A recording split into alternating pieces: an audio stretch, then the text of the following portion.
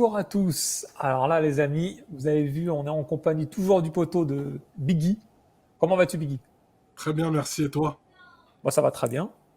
Et aujourd'hui, pour le 12e épisode de Nos premiers souvenirs avec, on va parler d'une console qu'on affectionne, la dernière console de Sega, la Dreamcast. Et pour ça, on est en compagnie d'un invité surprise, qui est DG de la chaîne Padawan HD. Comment vas-tu? Bonsoir messieurs, rebonsoir si vous débarquez d'un autre souvenir. Je vais très bien et vous, comment allez-vous? Très très bien. Ça Très, fait très, très plaisir, bien. DG. Ça fait très plaisir, surtout pour parler de la Dreamcast, parce que je n'ai jamais fait de vidéo dessus et ça va nous replonger dans pas mal de souvenirs. Super. Ouais, voilà, c'est comme tu l'as signalé, beaucoup de souvenirs. C'est une console qui date de 99 en France, en tout cas, 98 au Japon.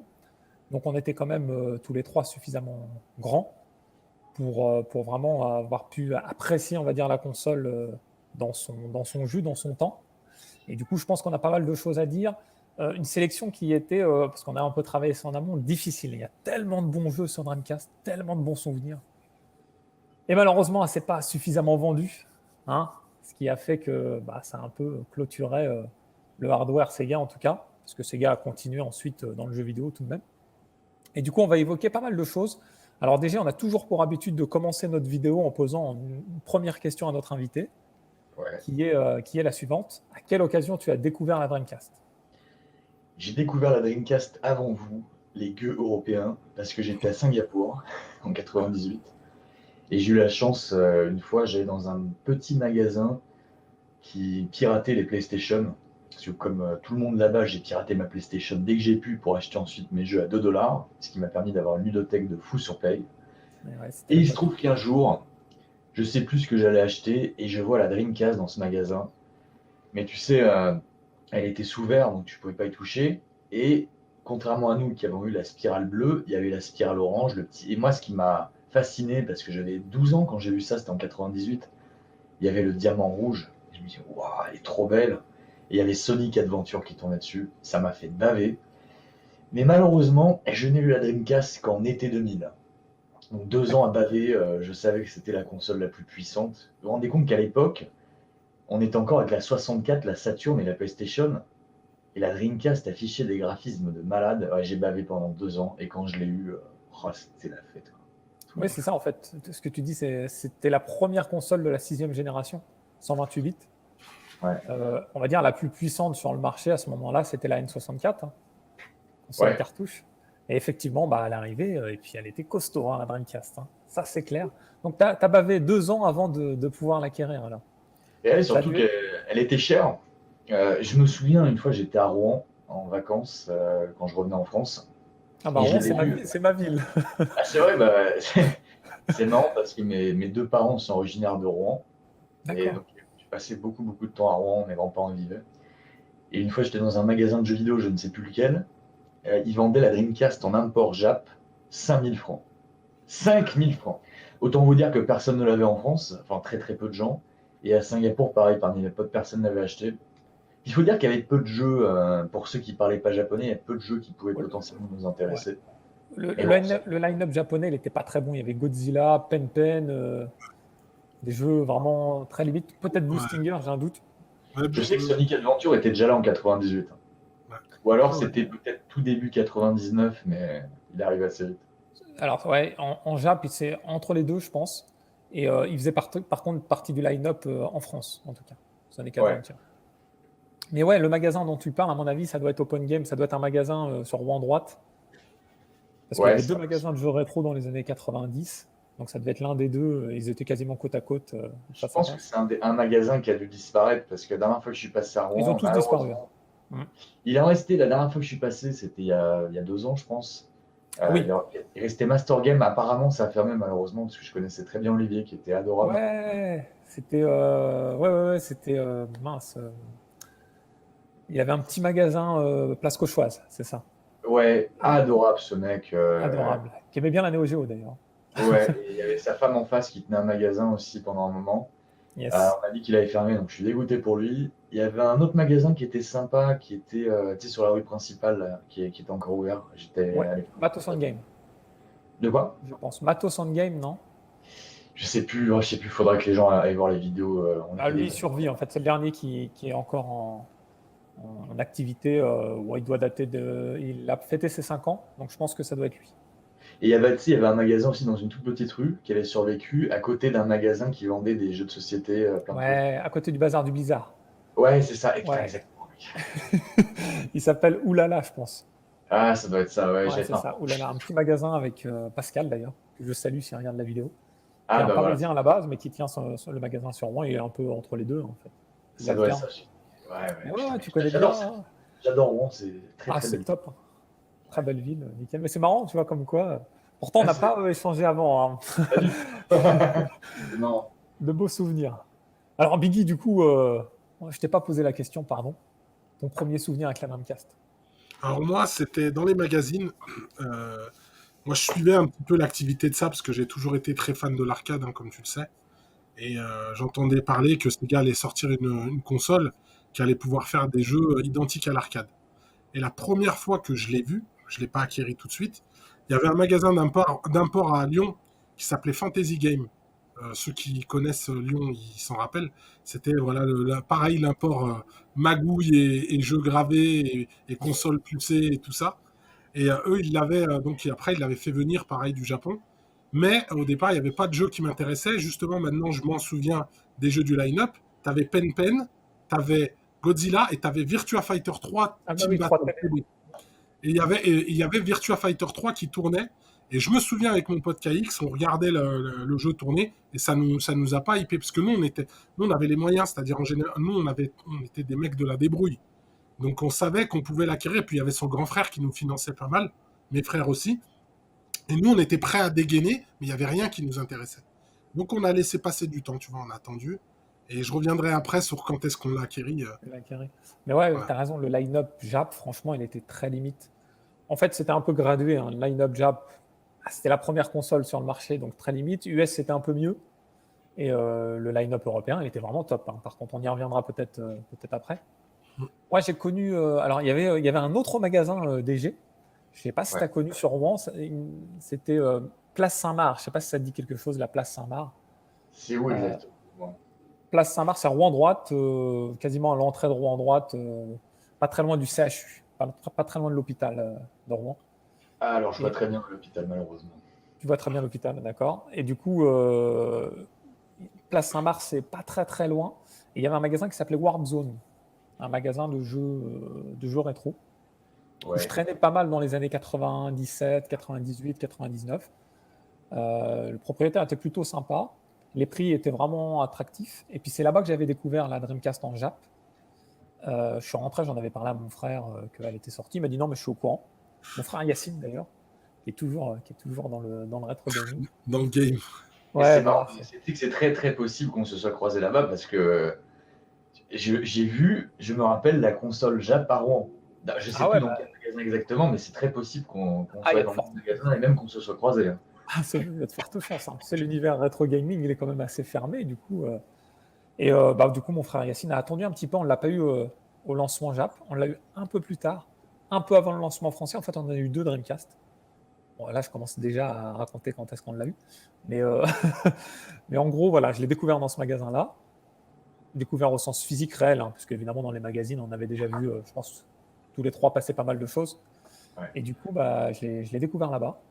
Et je vais vous raconter ensuite comment je l'ai acquéri. On va laisser d'abord la parole à DG. Donc, tu as obtenu la Dreamcast mi-2000, c'est ça? Mi-2000, c'était, il me semble, en août 2000, et mes premiers jeux, c'était Sonic Adventure. Je crois qu'il y avait Chouchou Rocket qui était donné avec le pack. Oui, Ouais. c'est ça. C'est ça. Et j'ai eu Rayman 2 aussi assez vite. Et mon père a acheté Virtua Tennis. On en reparlera après. On va en reparler après. Oh là là là là. Du bon, ça. Du bon, du bon. Mais j'ai Biggie. eu beaucoup de chance parce que c'est mon père en fait. Mon père voulait pas, parce que j'avais eu la PlayStation à Noël en 97. Et avant ça, j'avais eu la Mega Drive, mais mon père en fait voulait pas que j'ai trop de consoles.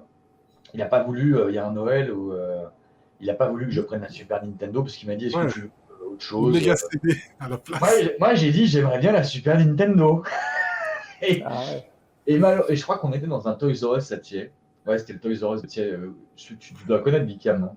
sûr. Oh, Edge, c'est sûr. Je vois tout à fait Et où il là, est. pour Toys R Us, qui malheureusement était braqué et qui a fermé depuis, Ouais. on allait dans ce Toys R Us, c'était pour Noël, je sais plus quelle année, ça devait être 95, un truc comme ça. Et moi, je voulais la Super Nintendo, quoi, tout qui me faisait envie, Mario World. Elle était à son apogée en plus. Et il y a un vendeur qui a endormi mon père qui lui dit non, mais vous savez que vous pouvez booster la Mega Drive avec le Mega CD. Et là, mon père, il a vu NBA Jam et il a dit ah, vas-y, on prend ça. En fait, ton père, il voulait des jeux de sport. Ça, c'est... tu Ouais, il comprenais? voulait que des jeux de sport. Il achetait que ça. Il y avait Wimbledon sur Mega Drive. Il y avait Super Soccer, Ultimate Soccer, une vieille merde là, sur Mega Drive, donc à l'époque, il était Ultimate génial. Soccer. C'était quoi, tu m'as dit? Ultimate Soccer. Ouais, voilà. Mais c'était génial à l'époque. Mais maintenant, tu joues, t'as envie de pleurer. Ah bah ouais. Bref, je me suis retrouvé coincé avec la Mega Drive et le Mega CD jusqu'en 97. Et à un moment donné, je suis tombé dans Pokémon et j'avais demandé la 64 pour Noël. Mon père a refusé. Il a dit non, tu restes avec la PlayStation, c'est déjà très bien. Et la Dreamcast, il a dit ah, Virtua Tennis, ouais, c'est pas mal. Moi, j'étais trop content parce que du coup, j'ai eu Sonic Adventure et Rayman 2. J'étais trop content. Voilà, on va revenir sur ces jeux-là, parce que les jeux que tu cites, là, Sonic Adventure, Virtua Tennis, etc., c'est des bombes. C'était des bombes nucléaires à l'époque. On n'en a pas parlé, hein, mais peut-être Biggie pourra dire un mot, parce que du coup, la Dreamcast provient d'un système d'arcade à la base, hein, Naomi. Ouais.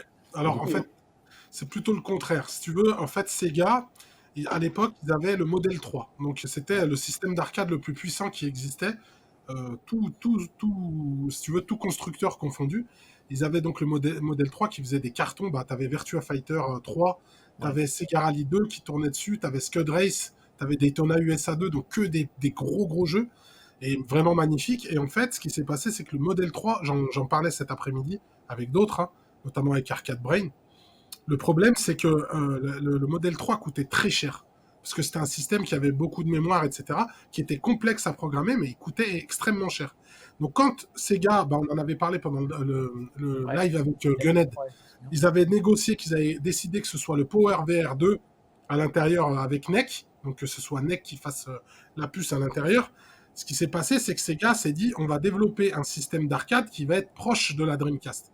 Et c'est de là qu'est sortie la Naomi 2. La Naomi plus la Naomi 2, mais d'abord la Naomi, pardon. Et la Naomi, c'est un ersatz de la Dreamcast avec un tout petit peu plus de mémoire, mais du coup, les conversions, c'est très simple et c'est très fidèle. Tu vois. Et du coup, il y a eu pas mal de conversions d'arcade, en particulier. Ouais, perfect. Mais par contre, tout ce qui était modèle 3, c'était moins bien. Si tu prends Sega Rally 2, si tu prends Virtua Fighter 3, ils sont bien en dessous de la version arcade. Tu vois. D'accord. Donc après, la Naomi, si tu veux, quand elle a été développée, c'était pour que l'architecture se rapproche de la Dreamcast et d'avoir un système arcade moins cher, plus simple à développer, si tu veux, et aussi moins cher en coût. Tu vois. Ok, ça marche. Du coup, je te pose quand même la question, Biggie. Tu l'as, la Dreamcast. Hein. Bien sûr, et je l'ai eu en Jap, moi, avant la sortie européenne, parce que, en fait, dès que les jeux sont sortis au Japon, les bons jeux, le premier jeu qui nous a fait acheter la Dreamcast, on va le faire en même temps, comme ça on va avancer sur... Ouais, bien sûr. Le premier jeu qui m'a fait acheter la Dreamcast, donc j'étais avec mon pote KX, en gros, on allait dans ce magasin d'import quasiment tous les week-ends, d'accord, et donc il nous dit, je vais recevoir ce jeu. Donc ce jeu, c'est quoi? C'est Soul Calibur. Donc il me dit, je reçois ce jeu samedi. Donc on arrive, il y avait la queue dans le magasin. La queue, les gens qui faisaient la queue pour voir le jeu, tellement il était incroyable. Donc en fait, on voit Soul Calibur tourner. C'est simple, on n'a pas rigolé, Khaled. On est venu, on a payé, et on est parti avec une Dreamcast Jap, avec Soul Calibur. Combien Je sais plus, c'était peut-être... en France, c'était encore les francs, donc on était peut-être à 3500 francs avec le jeu. Oh la vache. Il faut savoir, DG, que le magasin dont je te parle, là, le Open Game, il y avait beaucoup de magouilles là-bas. Et du coup, souvent, les choses qui étaient importées, parce que c'est pas comme aujourd'hui où on peut acheter facilement au Japon, etc. À l'époque, on savait pas du tout comment c'était importé. Ça marchait, ouais, bien sûr. Et du coup, ils alignaient sur les tarifs au début, de ouf. Et puis, si ça se vendait pas, ils pétaient les prix, en fait. Alors, il faut savoir que Soul Calibur seul, le prix, je me rappelle, c'était 699 francs. Ouais, t'imagines. Tu vois, 700 francs un jeu. Et en fait, nous, on a acheté la console en Jap. Je me souviens de la boîte et tout quand on l'avait pris. On a acheté une manette, un VMU et Soul Calibur. Et en fait, on a mis les thunes tous les deux. et on est rentré en courant chez lui pour y jouer. Et son grand frère, je t'ai dit, il nous donnait de l'argent parce qu'il travaillait avec son père. Il avait vraiment des moyens financiers tu sais, open, quoi, parce que lui, il travaillait avec son père, il vivait chez ses parents, et son père le payait grassement, tu vois. Et du coup, il nous donnait des trucs pour acheter des jeux, il nous donnait des thunes pour acheter des jeux 64, PlayStation, etc. Et en gros, lui, il nous donnait, on avait besoin, il lui disait, ouais, il nous manque ça, il nous donnait, il n'y avait pas de problème. Oh Et là du là, coup, on est allé, on l'a acheté, on l'appelle. Lui, il revient du boulot parce qu'il finissait tard, vers minuit, et on était encore chez mon pote KX. Et il arrive, il voit sous le calibre, il nous voit jouer, mais je te jure, la sensation, vraiment la puissance, comme le dit souvent DG, évocatrice de souvenirs, mais c'est parmi les plus grands souvenirs de jeux vidéo que j'ai dans ma vie. Non, Est-ce mais que je vais vous te dire, aviez fait Soul Blade sur PlayStation bien avant? Ouais, sûr, bah oui, bien sûr. justement, c'est pour ça. C'est que Soul Blade, on l'avait fait sur PlayStation, et celui-là, on le connaissait en arcade, on y avait beaucoup joué. D'accord. Et Soul Soul, Blade, il n'était pas exceptionnel aussi? Soul Edge, Incroyable. juste son intro déjà, elle m'a marqué définitivement. Alors le jeu, je t'en parle pas. Et ce Soul Calibur Dreamcast, là que tu mets en avant, il date de 20 ans, 21 ans, je dirais même. Et bah aujourd'hui, on le voit 21 ans après, il est toujours aussi beau. Ah, il tient la route, ouais, il tient la route. Attends, on a de la PS5, on a de la Xbox Series X, on a des consoles vraiment monstrueuses, et pourtant il tient la route. Tu le vois, il est pas moche. Non. Qu'est-ce que t'en penses, DG, là? Il est encore bluffant, là, je revois les images en même temps que vous. C'est encore incroyable. Moi, je C'est l'ai eu ouf, hein. début 2001, parce que forcément, les jeux, quand même, ils coûtaient cher. Vous pouvez pas tout acheter. Et Soul Calibur, quand je l'ai eu, c'était du non-stop. Alors, je revois les images, c'est toujours bluffant. Ouais. J'ai Ah passé, non. facile 200 heures. Parce qu'il y avait un mode, Ouais, aventure. il y avait un mode aventure, et tu débloquais plein de persos, tu débloquais C'est ça. des armes en fait qui te faisaient du malus, du bonus, etc. C'était incroyable. Je vous dis 200, c'est peut-être même plus, hein. On a tellement joué en versus avec des potes, c'était la folie. À chaque fois que j'avais des potes, il n'y avait pas beaucoup de gens qui avaient la Dreamcast à Non, l'époque, hein. non. Et quand j'avais des potes qui venaient, ils n'avaient qu'une envie, c'est de jouer à Soul Calibur. C'était Bah exceptionnel. justement, ouais. Ce que tu dis, c'est exactement ce que j'ai ressenti, moi. C'est qu'en fait, j'ai eu la chance, moi, de. Mon frère Yacine, il a 50 plus que moi. Du coup, il était étudiant avec pas mal de bourses. Et moi, en fait, j'ai essayé de rentrer dans sa tête pour essayer de le manipuler un peu parce que je voulais la Dreamcast, je voulais plein de jeux.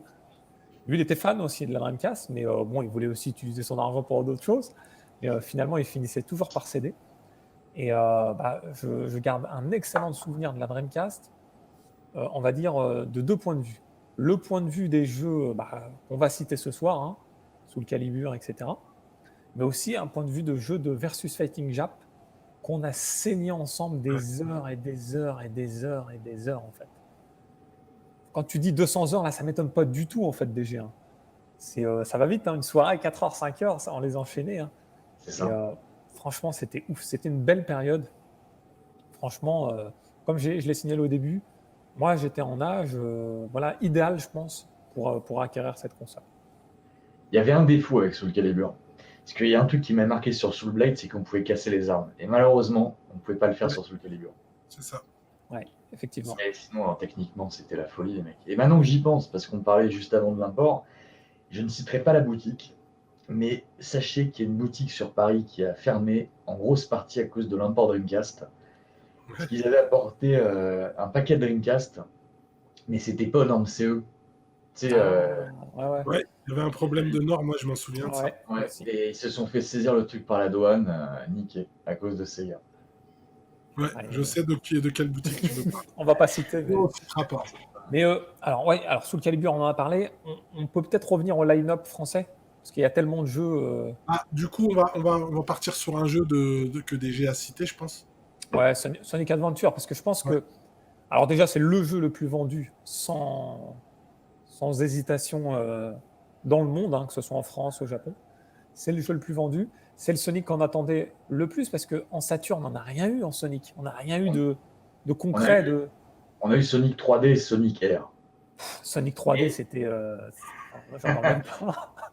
Sonic 3D, ceux qui l'ont fait. Moi, je l'ai fait à l'époque grâce à un pote qui avait la Saturn. Et je l'aimais bien, mais c'était clairement pas au niveau de Sonic 3 et Knuckles. Non. Ouais. Très loin de là. Et Sonic Air, le jeu de course, bon, ça pouvait être sympatoche pour les graphismes hein, à l'époque. Mais Ouais. c'est pas ce qu'on attendait. Non, c'est clair. Qu'est-ce qui s'est passé quand tu as vu Sonic Adventure? Est-ce que ça a fait comme nous tous, que ta mâchoire, elle s'est décrochée. Bah, c'était fou Totalement. parce qu'en fait, en termes de rendu, les polygones, à l'époque, moi je l'ai vu en 98 tourner. Ouais. Euh, L'équivalent, c'était les jeux sur PlayStation 64. Même Ocarina of Time, qui était considéré comme le plus beau jeu de tous les temps à l'époque, enfin, il n'y avait pas le même nombre de polygones sur Link que sur Sonic. Ouais. Le rendu, vous le voyez là, ouais, ça a vieilli, mais putain, à l'époque, c'était le plus beau jeu du monde pour moi. C'était fou, Ouais, c'était et fini. encore, là, c'est pas le stage qui me met le plus en valeur. Non, mais Ouais. c'est les couleurs iconiques, tu vois, ça fait un peu Ouais. penser à Green Hill Zone. Et quand t'as grandi avec Sonic, ta première console c'était la Mega Drive, ça te fait rêver quand t'as Et 12 oui, ans comme moi à l'époque. clairement. Puis, franchement, ils ont réussi à faire ce qu'on attendait, c'est-à-dire un vrai passage à la 3D. On oublie là, hein, la phase Saturn, on l'oublie radicalement. On avait des très bons Sonic sur Mega Drive, qui ont marqué l'histoire de la Mega Drive et qui ont marqué notre histoire à nous, hein, notre nostalgie. Et là, sur Dreamcast, moi, je l'attendais tellement et j'ai pas du tout été déçu, en fait. Tu sais ce qui m'a le plus marqué finalement, déjà à l'époque, et ça reste le cas avec les années, c'est la bande son du jeu. Ouais. Ouais, La c'est bande vrai. son, tu sais que des fois je réécoute dans ma bagnole, je sais plus comment s'appelle le premier thème qu'on entend justement dans ce niveau. Bah, c'est ouais, Follow Me, Escape from the City. Non, c'est pas Non, ça? ça c'est dans le Ah, 2. Ah oui, je m'en souviens plus. Je m'en souviens Le plus. premier, je sais plus, faudrait que je retrouve ça, mais le thème de Sonic Adventure, le premier, il est exceptionnel, quoi. Ouais. Celui-là, vous l'aurez écouté dans la bagnole, c'est 5 étoiles. Ah non, mais tout était réussi, hein. C'est clair que dans ce jeu-là, l'aventure en soi, elle était prenante. Et puis, ouais, comme tu dis, les concurrents bah, se faisaient ridiculiser, hein, clairement. Et C'est Azure Blue World, Emerald Coast. Ah ouais, Voilà, Emerald Coast, ouais. Azure Blue World. Ouais. ouais, ce thème, il déchire. Non, mais ce truc avec l'orque, moi, c'est ça qui m'avait décroché la mâchoire. C'est quand tu vois, tu cours, il y a l'orque qui défonce le truc. C'est super bien fait, l'orque, etc. Vraiment des gros. C'est pas des sprites, mais des gros polygones comme ça affichés à l'écran. Surtout que Ah, les seules scènes un peu équivalentes qu'on avait eues dans ce style, c'était sur les Crash Bandicoot, et là, tu vois ça sur Dreamcast, la mâchoire qui se décroche. T'as la caméra qui suit le perso aussi, c'est un truc qu'on avait commencé à voir dans Soul River, tu sais, où la caméra suit tout le temps le personnage. Mais là, avec cette vitesse, c'était assez incroyable. ouais. Puis t'avais plein de persos à débloquer. T'avais Knuckles, t'avais Tails. Bon, après je passe sur malheureusement Big le chat et Ouais. je mais, sais plus mais, quel autre mais, perso pourri. Le robot aussi, on avait un robot de merde. Mais mais, globalement, c'était un kiff absolu. Après, ouais, bon, t'avais l'aspect, t'as des êtres humains dans Sonic. Est-ce que c'est Oui, cohérent? Mais en fait, on s'en foutait, on le voyait pas à l'époque. ouais, c'est ça. non, c'est clair. Mais Ça, c'est avec le recul. Moi, je te donne un exemple. Mon fils, il y joue, hein. C'est-à-dire que sur la Dreamcast, mon fils, souvent, il me demande de lui remettre Sonic Adventure, hein. Parce qu'il est fan de Sonic, mon fils. Mais il y joue, pour te dire, hein. Puis après, à la Alors fin, qu'il y a la PS5. t'affrontais Perfect Chaos avec le thème de fin qui déchire. C'était mortel. Ouais. et puis une vraie sensation de vitesse, c'est-à-dire que les Sonic sur Mega Drive étaient connus. Bah, alors, c'était assez simple d'avoir la sensation de vitesse sur un scrolling horizontal. Et le passage à la 3D, on s'est dit avec mes frangins, est-ce qu'on va avoir vraiment cette sensation? Et rien à dire. C'était clairement explosif, comme tu l'as dit, la caméra suivait bien cette sensation de, elle accentuait cette sensation de vitesse. À Franchement, l'époque, juste, c'était ouf. Maintenant, si tu joues, tu vois, tu te dis, ah, il y a des problèmes de caméra, c'est vrai. Mais à l'époque, c'était très ah non, à bluffant. l'époque, c'était innovant, totalement Il y a innovant. un truc dont on n'a pas parlé enfin, qui va avec la sortie de la Dreamcast, qui va avec la console, parce que j'ai parlé du diamant rouge qui m'a impressionné en termes de design. Mais ce qui était dingue, c'était la manette aussi. Ouais. C'est ça que j'aimais bien à l'époque, c'était le design des manettes. Chaque fois que tu avais une nouvelle console, tu avais un design de manette qui était complètement à part, extraterrestre. C'est Bon, ça. je C'est crois vrai. que ce qui m'a le plus surpris, c'était la 64, parce que tu Ouais. avais le joystick au milieu, Trident, là. tu avais des dispositions de boutons qui étaient très très très spécifiques. Mais la Dreamcast, avec son stick en haut à gauche, le positionnement des boutons, Et le le seul VMU. problème, c'était les gâchettes. Parce que putain, Ouais.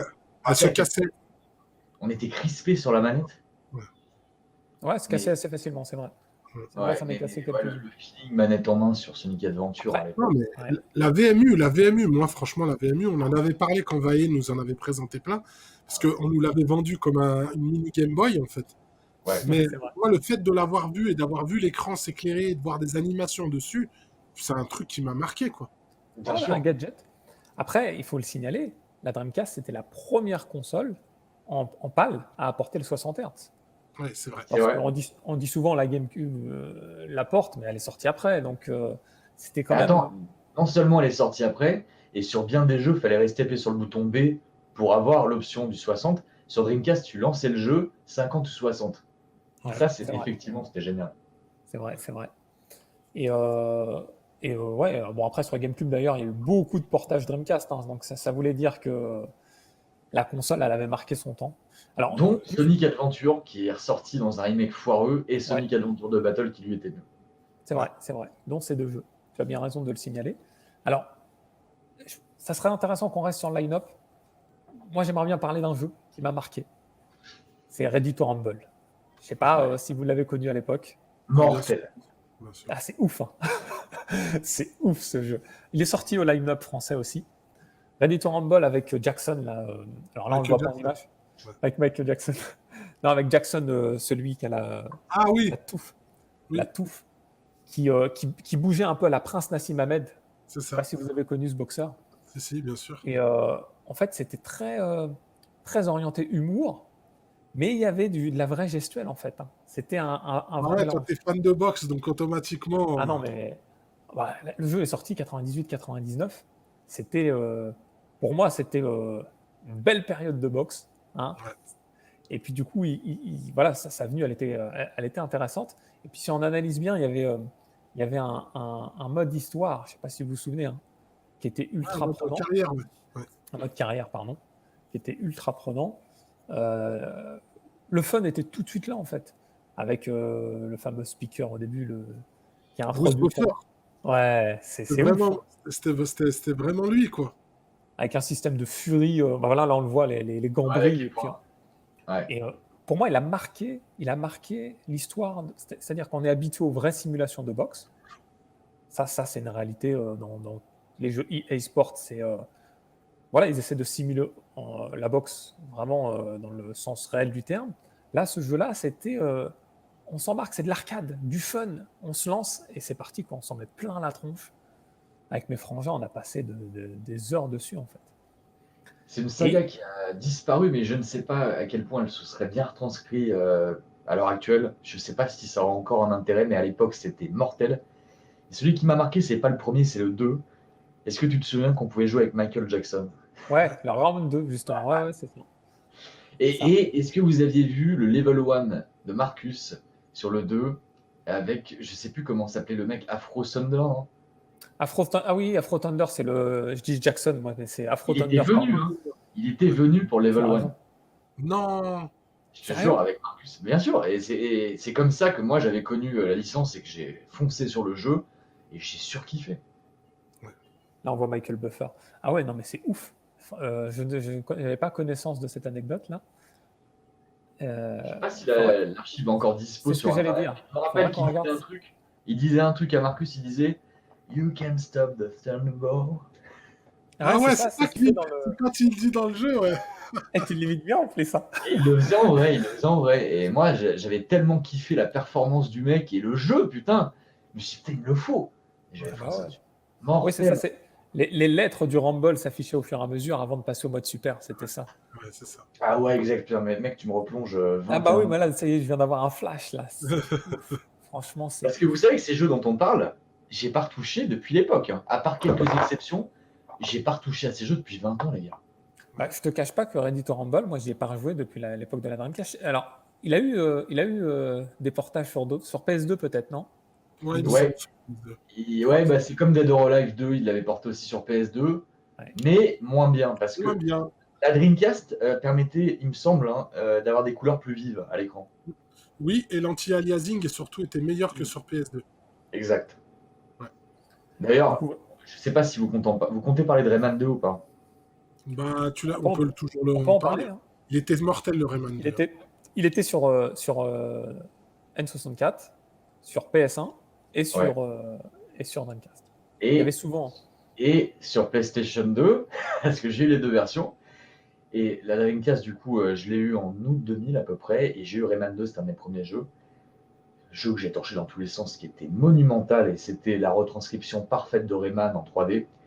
Et plus tard, je l'ai eu sur PS2, la version Dreamcast était meilleure que la version PS2. On va la montrer, je pense, Je suis pas juste plus après. étonné que ça, hein. Vraiment, je trouvais que les finitions sur Dreamcast étaient parfaites souvent. Ouais. Je le dis souvent, petite ludothèque, mais de qualité en fait. Alors, Bah, on c'est peut vrai. montrer. Petite ludothèque aussi, parce qu'elle n'a pas vécu longtemps, malheureusement, surtout en Europe. On l'a eu 2 ans. Ouais, 2 ans de on l'a eu véritable activité. en Europe 2 ans, ouais, c'est ça. Ça, c'est 99 ouf, hein. de C'est ouf, hein. C'est à mon plus grand regret, hein, parce que tu sais, moi, je serais le premier à kiffer que Sega ressorte une console de salon, hein. J'adorerais ça, mais après, C'est c'est utopique, aussi, hein. tu vois, c'est aussi le problème des concepts que tu transposes à l'heure actuelle. Est-ce que ça serait pertinent pour Sega? Après, Ouais. oui, ils ont leur univers. Moi, ce que j'aimerais, c'est une véritable fusion Sega-Nintendo et que Sega se sorte les doigts pour nous sortir des vrais Sonic d'envergure.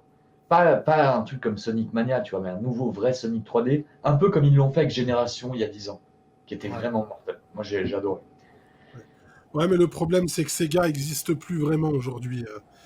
Tu vois, on en avait parlé pour Paprium, quand Gwenaël nous avait donné des anecdotes, il n'y a plus personne derrière, en fait. Il n'y a Bien plus sûr. personne aux Ouais. commandes. C'est devenu n'importe quoi, parce que Microsoft, il y avait une vraie rumeur de rachat, et en fait, c'est quand ils ont vu l'état de ce qui reste de la société aujourd'hui, ils ont décliné, en fait. Bah, ça commence à sentir mauvais. Bah, peut-être qu'on y viendra à la fin, mais quand ils ont commencé à arrêter de construire des consoles et qu'ils se sont Ouais. mis en éditeur tiers, c'était le début de la fin. Et je le sentais venir déjà à l'époque. Je me suis dit, est-ce qu'ils vont vraiment développer des Sonic d'envergure, des jeux d'envergure Sega pour les concurrents? C'est quand même bizarre. Et on a vu le résultat en 20 ans. Après, Ouais. il y a quand même Bayonetta, Vanquish à leur actif, même si c'est pas eux les développeurs, mais ils sont estampillés Sega quand même. Mm. Ouais. Mais tu vois, ce qui paraît, le mystère derrière Bayonetta 3, le fait que le jeu, on n'en entend pas parler sur Switch, apparemment, ça serait lié à Sega, hein. Ouais. Donc, Ah, je suis content qu'ils montrent Rayman 2. Ça, Ouais. c'était. Le premier Rayman en 3D, hein. Enfin en 3D. Ouais. Les précédents étaient plutôt à scrolling horizontal, c'était de la 2D, 3D, je sais pas comment La dire. c'était de la 2D 2D. Premier Rayman en 3D, retranscription parfaite, un gameplay de dingue pour l'époque, très bonne durée de vie, un kiff de plateforme. C'est un de mes jeux de plateforme préférés de tous les temps, Rayman 2. Alors justement, déjà, j'allais te poser la question, est-ce que tu as encore ta Dreamcast de l'époque ou non? Si, je l'ai Toujours. gardé. Malheureusement, j'ai pas gardé le pack, je suis dégoûté. C'était à l'époque où j'étais encore moins maniaque que maintenant. Je n'ai pas gardé ce pack-là, mais j'ai la Dreamcast qui tourne encore. Excellent. Et j'ai également une Dreamcast US que j'ai acheté plus tard pour quelques jeux comme Cannon Spike, dont peut-être on Ah parlera. ouais. On en parlera après. Cameron Spike. Et du coup, Rayman 2, est-ce que tu aimerais bien l'avoir de nouveau ou, parce que c'est Ouais. Bah, non, clairement, je vais être honnête, je le referai pas dans l'état. C'est un des meilleurs jeux de plateforme de tous les temps, mais ancré dans son époque. Je pense qu'il peut encore très bien se jouer. Mais si j'y rejouais maintenant, après j'ai vieilli, vous voyez les mecs à l'époque, t'as peur de. Ouais. j'avais Non, parce que 14 ans. Vous aviez quel âge, tiens, à l'époque, en Bah, 2020? alors, nous, on a à peu près le même âge, Khaled et moi. Moi, je moi, suis de moi j'avais 18 79. ans. Ouais. Vous avez Et du coup, 18 ans, ouais. On était encore jeunes, vous voyez. Rayman, à l'heure actuelle, c'est plus vraiment pour moi. C'est un peu comme Mario, tu vois, j'ai un peu vieilli, c'est plus trop mon kiff. Mais s'il faisait un remake d'envergure, vraiment d'envergure de Rayman 2, peut-être. ouais, Peut-être ça parce me fait. que la nostalgie peut prendre le dessus et puis te donner envie de. C'est vrai que le temps aujourd'hui, on essaie de le j'ai l'impression qu'il manque, hein. C'est souvent, hein, quand on était enfant, on jouait, on se posait pas de questions. Là, on doit vraiment sélectionner, faire attention. Et effectivement, ça rentrera peut-être pas dans les cases actuelles en 2021. Il y a tellement de jeux en plus aujourd'hui, hein. À l'époque, il y en avait quand même beaucoup moins qui sortaient. On avait cette impression-là. Là, il y a tellement de choix que Moi, je ça trouve que paraît c'est pas. l'inverse. J'ai l'impression qu'il y avait plus de jeux qui sortaient à l'époque, mais ils étaient beaucoup moins longs. Alors, je sais Mais pas. c'est vrai Alors, que si tu combines tout, si tu combines les jeux indés, les grosses sorties, les plus petites sorties, tu as peut-être raison. Je sais pas, moi, mon impression, c'est que tous les mois, surtout quand tu achetais des magazines, tous les mois, tu avais plein de nouveautés. Les suites, tu n'avais pas à attendre. Maintenant, attends, quand tu attends une suite d'envergure d'un jeu comme Red Dead ou GTA ouais. ou toutes les grosses licences, tu attends 6, 7, 8 ans. À l'époque, tu attendais 1 ou 2 ans et tu avais la suite. Tomb Ouais, Raider, Crash Bandicoot. ouais. Alors, en fait, Après, ouais, tu as raison. à part Nintendo, tu avais un Zelda tous les 2, 3 ans. Mario, c'était un peu plus long. Ouais. Mais sur les autres plateformes comme PlayStation, Sega, 1 ou 2 ans et tu avais une suite. Ouais, mais je pense que c'est les coûts de développement aujourd'hui qui ont explosé. En fait, Tellement. aujourd'hui, c'est comme des gros films à produire. C'est même pire que certains gros films, hein. Mais après, on va mettre Avatar de côté, genre, mais Mm. C'est C'est c'est comme. pareil que des suites de films. Ouais, Le problème, c'est que maintenant, en fait, c'est devenu trop colossal. Et c'est ce qui tue les studios, et c'est vrai que c'est c'est compliqué comme le maintenant. recrutement des joueurs de foot, là. Les Ouais, sommes c'est clair, astronomiques. Bon. c'est clair, c'est Non, mais clair. par contre, Non, là où mais tu as raison, DG, je confonds peut-être. Enfin, je confonds pas, mais si tu veux, toi, t'achètes aujourd'hui, on a. tout. Ouais, Khaled, voilà, c'est ça. t'achètes tout. En Et fait, là, il faut savoir que toi, t'achètes beaucoup de choses sur Switch. il y en a plus T'achètes beaucoup. des choses sur PS4, t'achètes des choses sur. En fait, sur tellement plein de supports. Regarde, là, On t'as aime bien pris les jeux. l'édition collector, par exemple, de Mark of the Wolf PS4, comme moi.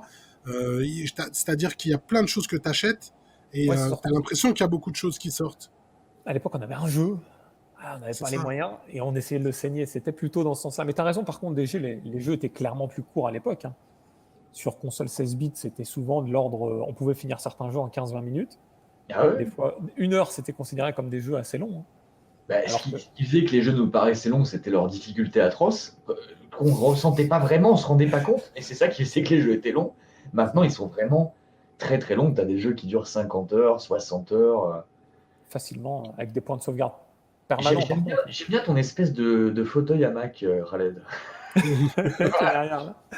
Ouais, bah, j'observais parce que je me dis, le mec, c'est un énorme collectionneur, il a plein de trucs, mais il n'y a aucun jeu derrière lui. Non. Non, mais en fait, il a sa pièce à l'étage. Moi, de temps en temps, il fait ses vidéos dessus. Et c'est là qu'on voit un petit peu. Des fois, il sort quelques trucs. Mais je peux te dire que c'est un malade. Hein. Il a des GameCube scellés dans des cartons. Mais genre, la GameCube Mario Kart, il en a 4-5. Je Ah ouais, rigole c'est pas. un collectionneur, tu sais, qui garde tout bien rangé. Mais je Voilà. kiffe, franchement, je kiffe son espèce de hamac, là, j'aimerais bien me mettre dedans. Ah ouais, c'est la classe. Franchement, c'est la Ah classe. Tu là, vas si je pouvais t'endormir. faire le live dedans tout de suite, là, je dirais quand même. Tu t'endormiras directement. Non, mais c'est vrai, tu as raison. Mon décor, il est quand même assez pauvre. Par contre, Biggie, il a un beau décor. Il relève le niveau avec 2 belles bandes d'arcade. Tu vois, il a un beau décor, mais il achète rien. Bah si, j'achète. Si, j'achète. Hein. J'achète, bien sûr. Moi, j'achète des jeux Neo Geo. Tout ça, ça coûte cher. Et puis, regarde, j'ai bien acheté Returnal. J'ai acheté Resident Evil 8. J'achète. C'est vrai, c'est vrai. C'est vrai, non, mais on J'achète est. des PCB d'arcade qui coûtent une blinde. Ah, Bref, je peux pas tout acheter non plus. Hein. c'est Tu moi veux qui pour achète moins, j'achète beaucoup moins qu'avant, c'est vrai. Ouais, c'est vrai. Après, DG, t'achètes beaucoup du next-gen quand même, non? Actuellement. Très peu, non, en fait, très peu. Surtout, moi, j'ai la chance d'avoir une équipe sur ma chaîne qui stream des jeux et qui a envie d'acheter les jeux. Voilà, récemment, on a eu de la chance, Capcom France nous a repérés. Il y a un mec qui D'accord. nous aime bien et qui nous a dit bah, je veux bien vous envoyer les jeux gratuits. Donc, moi, je voulais Ah pas bah, c'est pour cool. moi, mais pour un mec de l'équipe Idéo, j'ai dit ok. Du coup, on lui a envoyé R8 et il l'a streamé en entier. Mais moi, je t'avoue que les propositions actuelles de jeux vidéo me font pas rêver. J'ai l'impression qu'on se retape des concepts vus et revus. Alors qu'à l'époque, tu vois, à l'époque de la Dreamcast, tout était frais. T'achetais n'importe quel jeu, c'était une nouvelle proposition. Donc là, on a D'ailleurs, ouais. parlé de 2 sous le calibre, mais putain, vous prenez Shenmue quand il est sorti, PSO, non Alors là, mais tu soulèves. c'était Ouais. ouf, c'était révolutionnaire, c'était du jamais vu. Bah là, on va enchaîner avec un jeu justement qui était frais, même si moi, ma sélection, elle est assez versus fighting. C'est Power Stone qui tourne derrière moi sur ma borne, là, juste là. Mais là, donc Power Stone, regardez, un jeu de versus, donc de combat, qui aujourd'hui, il y a beaucoup de gens qui disent qu'il est très profond, parce qu'il n'était pas vu comme un jeu profond à l'époque. Mais quand deux personnes savent bien jouer à Power Stone, c'est un truc de ouf. C'est un truc de ouf. Ça Ce qui part dans était tous les... génial, ça je crois qu'on l'a pas dit non plus, mais il y avait à l'époque que 2 consoles grand public qui avaient 4 ports Ouais, manettes, 4 ports la manettes. 64 et la Dreamcast. Tout C'est à fait. ça. Parce que rappelez-vous qu'on se prenait la douille sur PlayStation, il fallait acheter un adaptateur que je n'ai jamais acheté évidemment pour jouer des jeux à 4 qui étaient existants. Power Stone, tu pouvais jouer à 4. En fait, Power beaucoup Stone de 2. jeux Dreamcast. Power Stone 2. Power Stone 2. Tetris. Parce qu'il y a un Tetris sur Dreamcast qui est ouf, qui se joue à 4 et le fun assuré. Il y avait toute une série de jeux de catch, etc., qui étaient ultra prenants. Effectivement, tu as raison. 4 ports manettes, on n'avait pas besoin d'acheter d'adaptateur, etc. Et puis le fun était tout de suite là. Alors ce Power Stone, c'était pour moi, à l'époque, on avait, je ne sais pas si vous avez connu Airgate sur PlayStation. Oui, Airgaze Airgaze Ouais, Ouais, si, avec Cloud. avec Cloud, c'est ça. Et du coup, pour moi, c'était un peu, ils avaient un peu copié le concept ici sur Power Stone. J'avais un peu cette impression-là à l'époque, en tout cas. Ouais. Pourtant, Et, Guys, il était pas terrible, hein, franchement. Oh, Ah, moi, je l'avais détesté. Je l'avais acheté en import, une blinde. Et Ah on ouais. lui avait donné un sobriquet pas oh bon. non, On non, l'avait non, appelé Merguez, le jeu. Et ouais, Acheter- mais c'est ça le problème, c'est que toi, t'as acheté les jambes là, moi, je l'ai payé 2 $. Non, mais après, moi aussi, j'ai piraté comme tout le monde, hein. Et après, on s'achetait des cabas de jeux pirates. Mais le problème, c'est pas ça. C'est qu'il y a des. Au début de la PlayStation, nous, on achetait tout en import. Mais on était des malades, hein. On Hmm. gaspillait un fric fou dans les jeux. C'était n'importe quoi. Alors, Non, mais je Mais vais te dire la vraie Rodka, les mecs. La vraie Rodka, c'était pas Airgaze qui était sympa parce qu'il tentait un truc et je trouve que Power Stone l'a sublimé. Moi, c'est le 2, hein. J'ai pas fait le premier, j'ai fait le 2. J'ai le adoré le premier 2. est mieux que le 2 pour moi.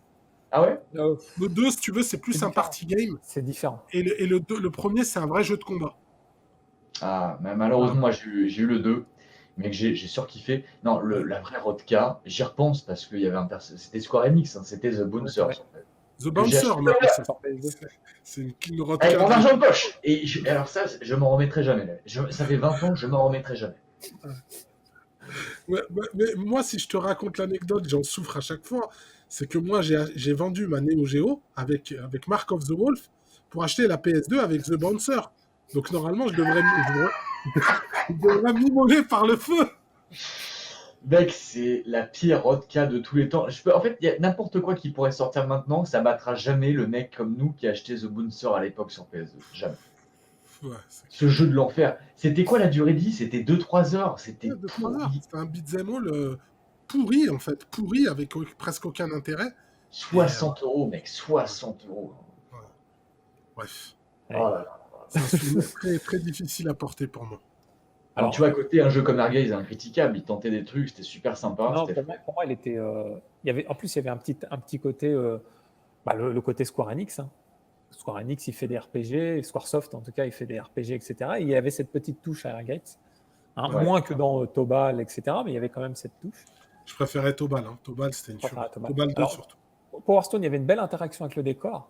On commençait à découvrir ça avec les Fighting Force, avec les beat démo pour lesquels en 3D, où on avait une interaction avec le décor, on pouvait choper des objets, les envoyer dans la tronche, etc. C'était 96 avec la N64, ils commençaient à rentrer un peu dans ce système-là. Et Dreamcast, vraiment, ils ont sublimé ce système. En particulier, j'ai un jeu qui est sorti encore au line-up de la console. Alors, tu n'as peut-être pas d'image, mais c'est Dynamite Cop. Dynamite Si, DK2. Dynamite DK2, si, je l'ai mis. Dynamite Cop, c'est en Jap. Et Dynamite Cop, c'est en PAL, pardon. Et Dynamite DK2, c'est en Jap parce qu'il y avait une. Ouais. C'est la suite de Die Hard Arcade, il avait été appelé C'est ça. comme ça en arcade. Ouais. Ah oui, j'en avais entendu parler de celui-là, j'ai jamais joué. C'est un beat dem all. Nous, on connaît les beat dem all sur 16 bits façon Street of Rage, etc. Bah là, c'est un beat dem all en 3D qui est ouf. Ah, Vraiment, énorme. c'est énorme. T'as connu Fighting Force ou pas? Ouais, mais ce jeu, là que vous montrez, redites-moi le titre. Dynamite Dynamite. DK. Ouais, Dynamite j'en avais entendu parler, putain, j'avais complètement zappé. Ah ouais, il a l'air mortel. Ouais. En fait, Et en faut- fait, c'est la suite de Die Hard. Aux États-Unis, il l'avait appelé Die Hard Arcade. Donc en fait, ça Ouais. reprenait l'histoire de Die Hard avec Bruce Willis. Donc le personnage, c'était Bruce Willis, tu vois. Mais dans un monde complètement rien à voir, mais il l'avait appelé Die Hard, tu vois. Et en fait, Énorme. tu avais le personnage qui était vraiment Bruce Willis dans Die Hard, le premier. Énorme. Et après, dans la suite, ils n'ont pas eu les droits et ils l'ont changé en l'appelant Dynamite DK ou Dynamite Cop. Et Ah, dès Die Hard, il y avait déjà ces phases au ralenti, tu sais, quand il se passe Oui. une action. Et les Ça QTE. commence. C'est Et un voilà, des c'est premiers ça. jeux avec les QTE, c'est celui-là. C'est ça. Avant Shenmue. Avant Shenmue, ouais, on est d'accord. Avant Shenmue, ouais. Et puis, ce qu'on dit pas, c'est que dans ce jeu-là, on peut choper des pistolets, on peut tout choper, des lances, des Ouais, battes, des Des fauteuils. missiles. Oui. Des missiles, tu missiles, tapes le ouais. mec avec des missiles. Et Non, ouf. mais c'est Beat'em 3D, ils étaient vraiment sympas comme Fighting Force. Ce qui est dommage, par contre, tu vois, dans le genre de jeu arène à 4 comme Power Stone, j'ai l'impression que c'est un genre qui a complètement disparu, qui pourrait totalement renaître sur Switch. Ah oui, clairement. Tout à fait clairement. La possible. console, ils devraient ressusciter Power Stone et faire des remakes d'ambition. On s'éclaterait à 4, ce serait parfait. Ah oui, Ouais. je valide. Ça serait parfait. Je valide. Mais tu sais que Power Stone, après, il était ressorti dans une collection sur PSP. Power Stone 1 et 2 dans le même Alors, UMD. je savais pas, j'ai très très peu joué à la PSP. Moi, j'ai plus sur Vita, mais moi, PSP, j'ai trouvé que c'était un peu une rodka quand même. Là, on va voir une phase, voilà. Ouais. C'est cette Quand phase, tu cette rates, phase-là. Quand tu rates, tu as un autre embranchement que quand tu réussis ton QTE. C'est excellent. Ouais. Franchement, c'était ce jeu-là, même aujourd'hui, même si on Ah, voit j'ai que. j'ai joué avec mon fils sur ma borne, donc Ah je non, le mais connais. DG, je te conseille, franchement, ça peut valoir le coup d'y jouer un petit peu. Ah, Je mais pense grave. que tu vas kiffer, clairement. Grave. Non, mais c'est là où tu vois, il y avait plein de concepts dans tous les sens. Maintenant, les jeux, les genres convergent, tous se ressemblent. J'ai l'impression que les gros budgets, tous se ressemblent de plus en plus. Il n'y a pas d'originalité. À Ils, l'époque, il y avait ils- plein de ouais, trucs frais, des petits ils misent trucs sur à la droite. technique aujourd'hui, ils nous en mettent Ouais, plein les yeux, c'est mais ça. c'est pas comme ça qu'ils vont forcément réussir. Bah, pas pour des joueurs comme nous qui ont connu cette époque où Mm. voilà, on s'en prenait plein la vue tout le temps. Est-ce qu'on reste dans cette même lignée de Dynamite Cop et on parle un peu de Zombie Revenge ou Allez, pas? ouais, Zombie Revenge. Tu l'as connu celui-là déjà à l'époque? Non, je suis passé à côté. Alors, beat them all encore une fois, sauf que là, dans l'esprit zombie, comme tu peux l'observer, donc c'est un peu comme le Dynamite Cop, sauf que là, Ouais. avec des flingues. Si tu veux, c'est un Resident Evil, mais en beat them all. Moi, je le vois comme ça. Je sais pas comment tu le Ouais, vois, c'est toi, ça, c'est François. ça. C'est un beat'em all d'horreur. Il y en a pas eu 50 000. Donc, tu as surtout des armes, mais tu peux te battre avec tes pieds et tes poings. Tu as le pistolet, tu vois. Ouais. Hmm. Tu peux ramasser des plantes comme dans Resident Evil qui te remontent ta vie. Voilà. Mais c'est Bah, une ambiance House of the Dead, en fait, en beat'em all. c'est ça. J'aimerais bien qu'on fasse une parenthèse rapide sur les magazines et les notes attribuées au jeu Dreamcast à l'époque. Est-ce que ce jeu a eu des bonnes notes? Ça m'étonnerait fortement. Il me Moi, je semblait pense que qu'il a oui. eu un peu plus de 80%, il me semble. Mais on en Je parlera pense que après. Ouais. c'était, ouais, je pense que c'était pas mal, hein. Mm. Après, 80, ça dépend où. Console Plus, 80%, c'était pas terrible. Ouais, ouais. Je sais plus. Ouais, t'as peut-être raison. C'était peut-être console plus. Non, mais j'y faudra- repense parce qu'il y a des jeux à côté desquels je suis passé volontairement à cause des notes dans les magazines. Mais la Dreamcast, je trouve que globalement, elle s'est faite saquer. Je sais pas si vous vous souvenez, mais Ouais, ouais, ouais, ouais, ouais, Shenmue, il a eu 91% sur console plus. ouais. Virtua Tennis, qui est le jeu de tennis de l'époque, il a eu 94%, ce qui est moins que Mario Tennis, qui a eu ouais, c'est ouf 95%. ça. Je sais que les Sonic Adventure n'ont pas eu non plus des notes ultimes, contrairement évidemment à Mario qui était les chouchous d'AHL. Cette console, globalement, en fait, sur les titres phares, elle s'est faite saquer. Et malheureusement, il y a quelques jeux qui devaient être super, mais à côté desquels je suis passé à cause de la réception de la presse. Et ça a Ouais, l'air super sympa, hein, ce Zombies Revenge. et Bah, malheureusement, Zombies Revenge, c'est une adaptation de la borne. Hein. Il existe en arcade aussi. D'accord.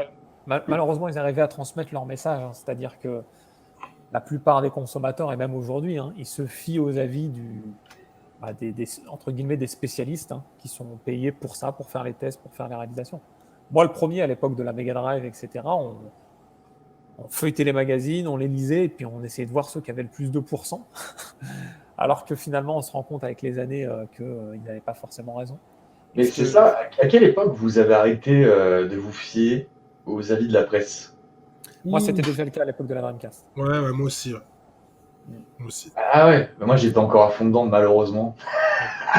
Moi je portais une confiance aveugle parce que je lisais tout. Hein. Je crois que Player One c'était quasiment fini, mais je lisais encore Console Plus, Joypad, Dream Zone aussi. J'ai acheté Dream Zone pour la Dreamcast. Zone, ouais, le magazine Dreamcast. Ouais. Et j'en ai encore, et je me souviens encore de ce qu'a dit un mec sur la preview de Sonic Adventure 2. Ah, je le sortirai tout à l'heure quand on présentera Sonic Adventure 2. Ouais, ouais, je sais, tu me l'as raconté. Mais on Petite en parlera anecdote après. sur Zombie Revenge. Ouais. En 2002-2003 à peu près, la Dreamcast, elle était morte en France. Les magasins, ils se débarrassaient des jeux Dreamcast. Et moi, bon, j'étais redevenu collectionneur, hein, à ce moment-là, j'étais adulte. Et je me suis fait plaisir. Je me suis repris quelques jeux Dreamcast tout neufs. Ouais. Voilà, sous blister, tout neuf, tout frais.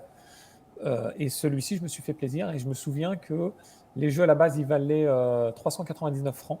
Lui, à sa sortie, il valait 399 francs, en tout cas. L'équivalent de 60 €, on va dire, sans l'évolution, 60 €. Et ils étaient soldés à 15 € la plupart. Il y avait lui, il y avait Mortal Kombat Gold. Il y en avait une bonne vingtaine, je pense, que je m'étais pris à cette époque-là, dont le Marvel versus Capcom 2. On y viendra peut-être. Hein. Une tuerie monumentale. Je l'ai acheté en Japon en plus. Mais... Allez, on aborde juste un jeu qui est important, c'est Virtua Tennis. Donc Virtua Tennis, il faut savoir qu'aujourd'hui, moi je le pense, je ne sais pas si vous êtes d'accord avec moi, il n'y a jamais eu mieux. Même si sur Xbox, il y avait un jeu de tennis, j'ai oublié le nom, tu vois, pour te dire, je l'ai oublié ce jeu. Le premier vrai jeu de tennis où on reconnaît vraiment... Top Spin. Oui, mais attends, c'est le premier où on reconnaît... Oui, il y avait Top Spin sur... Mais Xbox, elle est sortie après. Hein. Ouais. Non, mais c'est le premier jeu où on reconnaissait vraiment les personnages. Non, mais il n'y a jamais eu mieux en termes de plaisir de jeu de tennis. Pour moi, il n'y a jamais eu mieux que celui-là. Pour te dire, aujourd'hui, j'ai le 4 dans la borne et j'y joue sur la borne. Alors, il y a eu le 2, il y a eu le Virtua Tennis 2 qui est quand même... sur Dreamcast, oui, mais pour te dire, le concept de Virtua Tennis, parce qu'il n'a pas beaucoup évolué, si tu veux, il n'y a jamais rien eu de mieux Ah ouais, dans les non, jeux de tennis. là, on est dans le 1. On voit Jim Courier, par exemple. Mm. Moi, j'étais fan de Jim Courier. Alors, vous n'avez peut-être pas connu. Si. Hein, Jim Courier qui a gagné Roland Garros 2 fois. C'était la star américaine numéro 1 mondial.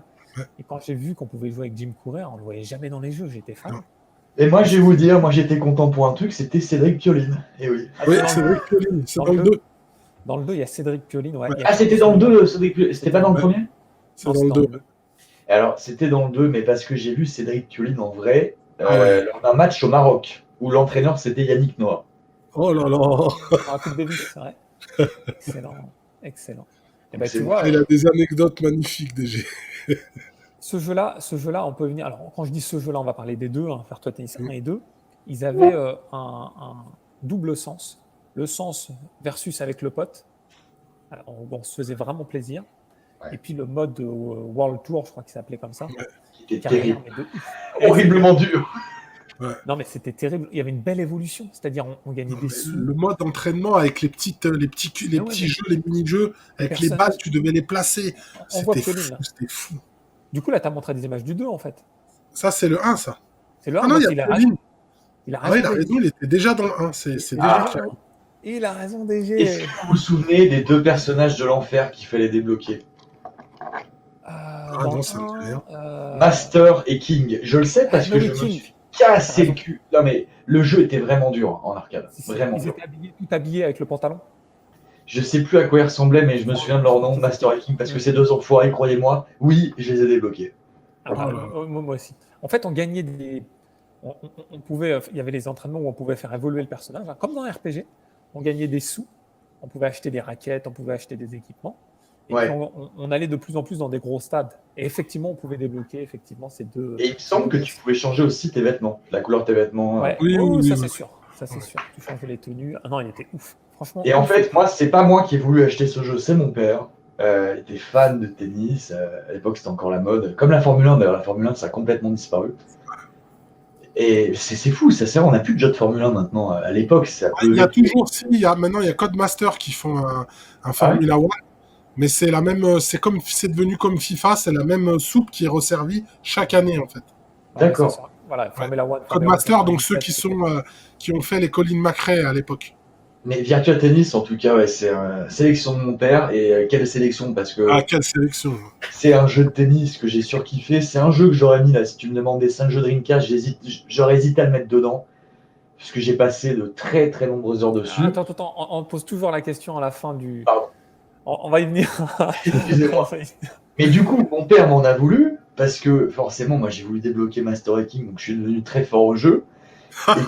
Et quand on jouait le soir, lui il rentrait du boulot. Bon, allez, Guillaume, on se fait un petit Virtua Tennis. C'est tout le temps lui qui voulait faire un Virtua Tennis. Ouais, ok, papa. Et moi j'avais dosé à fond, tu vois. Et je l'explosais et je faisais exprès de perdre pour pas trop l'énerver. Ah là là! Moi j'ai connu ça avec mes grands frères. Hein.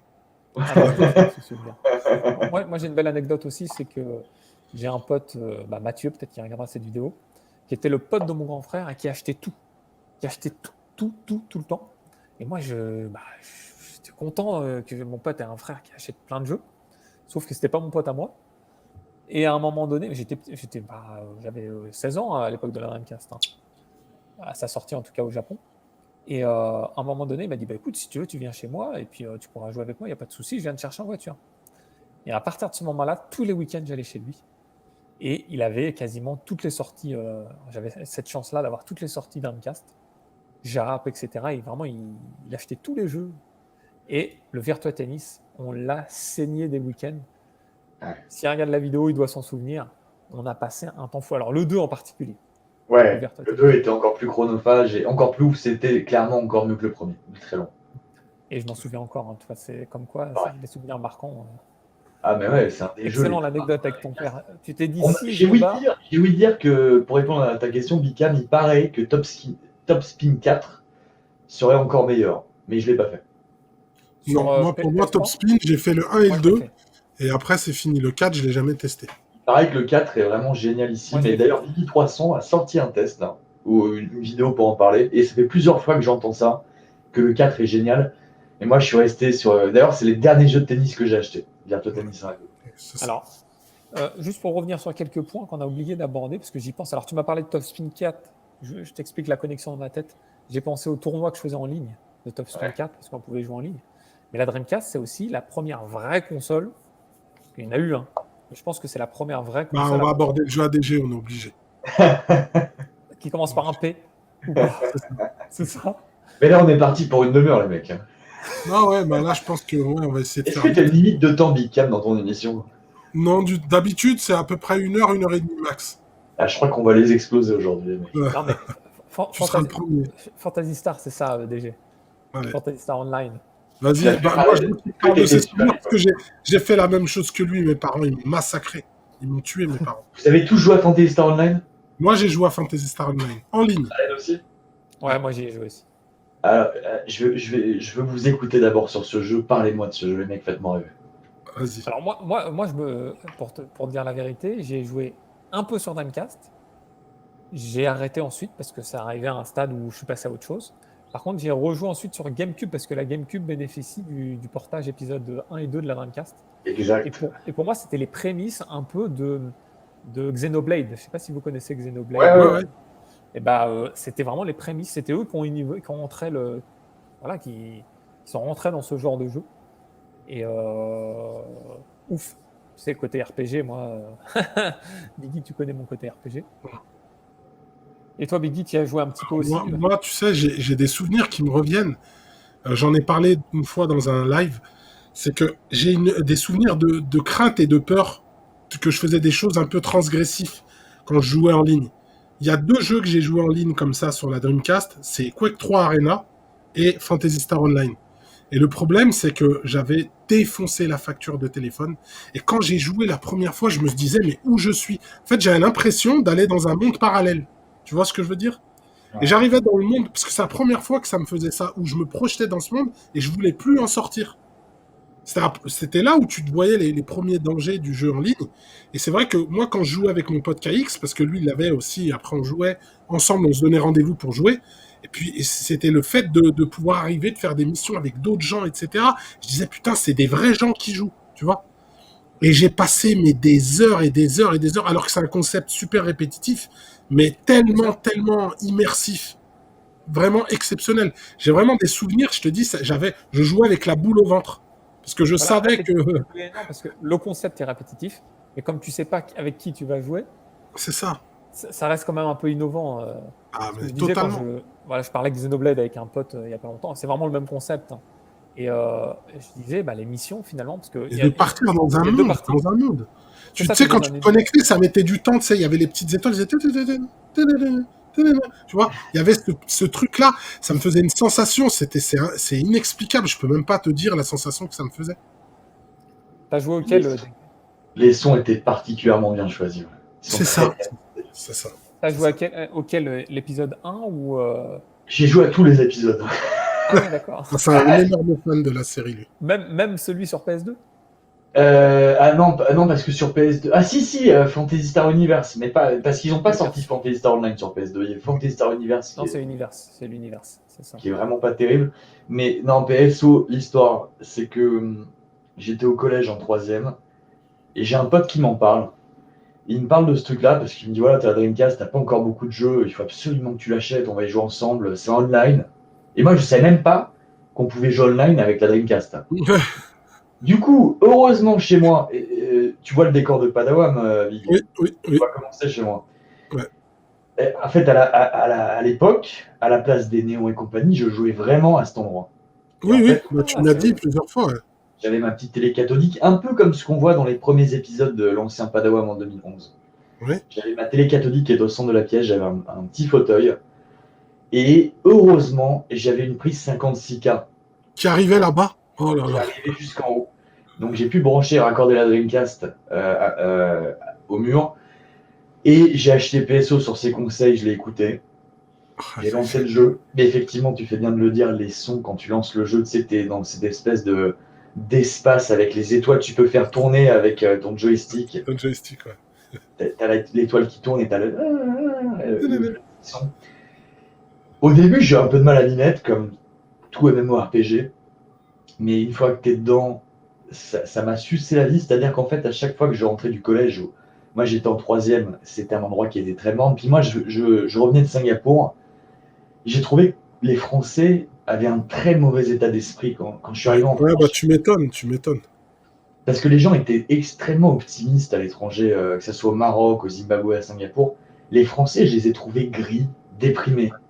Ouais. Euh, c'est terrible parce que moi, tu vois, on pourrait me dire, ouais, t'es tout le temps aigri et tout. Parce J'étais que pas t'es du tout. devenu comme ça. Ils t'ont changé, Ouais, je peut-être. crois que c'est la France. La France, la vie aussi m'a rendu comme ça. Mais à l'époque, j'étais quelqu'un d'extrêmement optimiste. Les Français m'ont complètement déprimé. Je passe sur tout le reste. Je passais des journées de merde au collège, mais heureusement, j'avais un pote qui s'appelait Ronan qui était aussi geek que moi. On était les deux seuls vraiment à aimer les jeux vidéo. C'était le seul aussi qui avait la Dreamcast. Ouais, tu me parles souvent de Ronan, d'ailleurs, qui connaît aussi Flavien. Ouais, bah, c'était mon meilleur ami à l'époque. On se parlait tout le temps, puis on était vraiment geek à fond. On était les seuls dans le lycée, enfin dans le collège en troisième à aimer les jeux vidéo comme ça. On achetait tout ce qu'on pouvait, on était à fond, on lisait les magazines, et c'était le seul qui avait cette connaissance comment en jeux vidéo. Bref, PSO, je m'embarque dedans. Dès que je rentrais du collège, dès que je pouvais, dès que j'ai fini mes devoirs, j'allumais la console, ce qui m'a valu des factures de téléphone. Une fois, on avait une facture à 1500 francs. Oh Je- là là. c'est là où j'ai arrêté de jouer parce que mes parents m'ont dit c'est plus possible. 1500 francs, quoi, vous vous rendez compte, le prix d'une console. Ouais. Mais quel souvenir sur ce jeu, les mecs. C'est un ensemble, c'est inexplicable. En fait, c'est le genre de jeu. C'est ça qui est bien. Maintenant, on est trop gâtés. C'est que maintenant, tu sais, on achète la console, tu as la connexion Internet illimitée. Tu fais plus attention au temps que tu passes sur les jeux, ni sur Internet, ni rien. Puis tout est facile.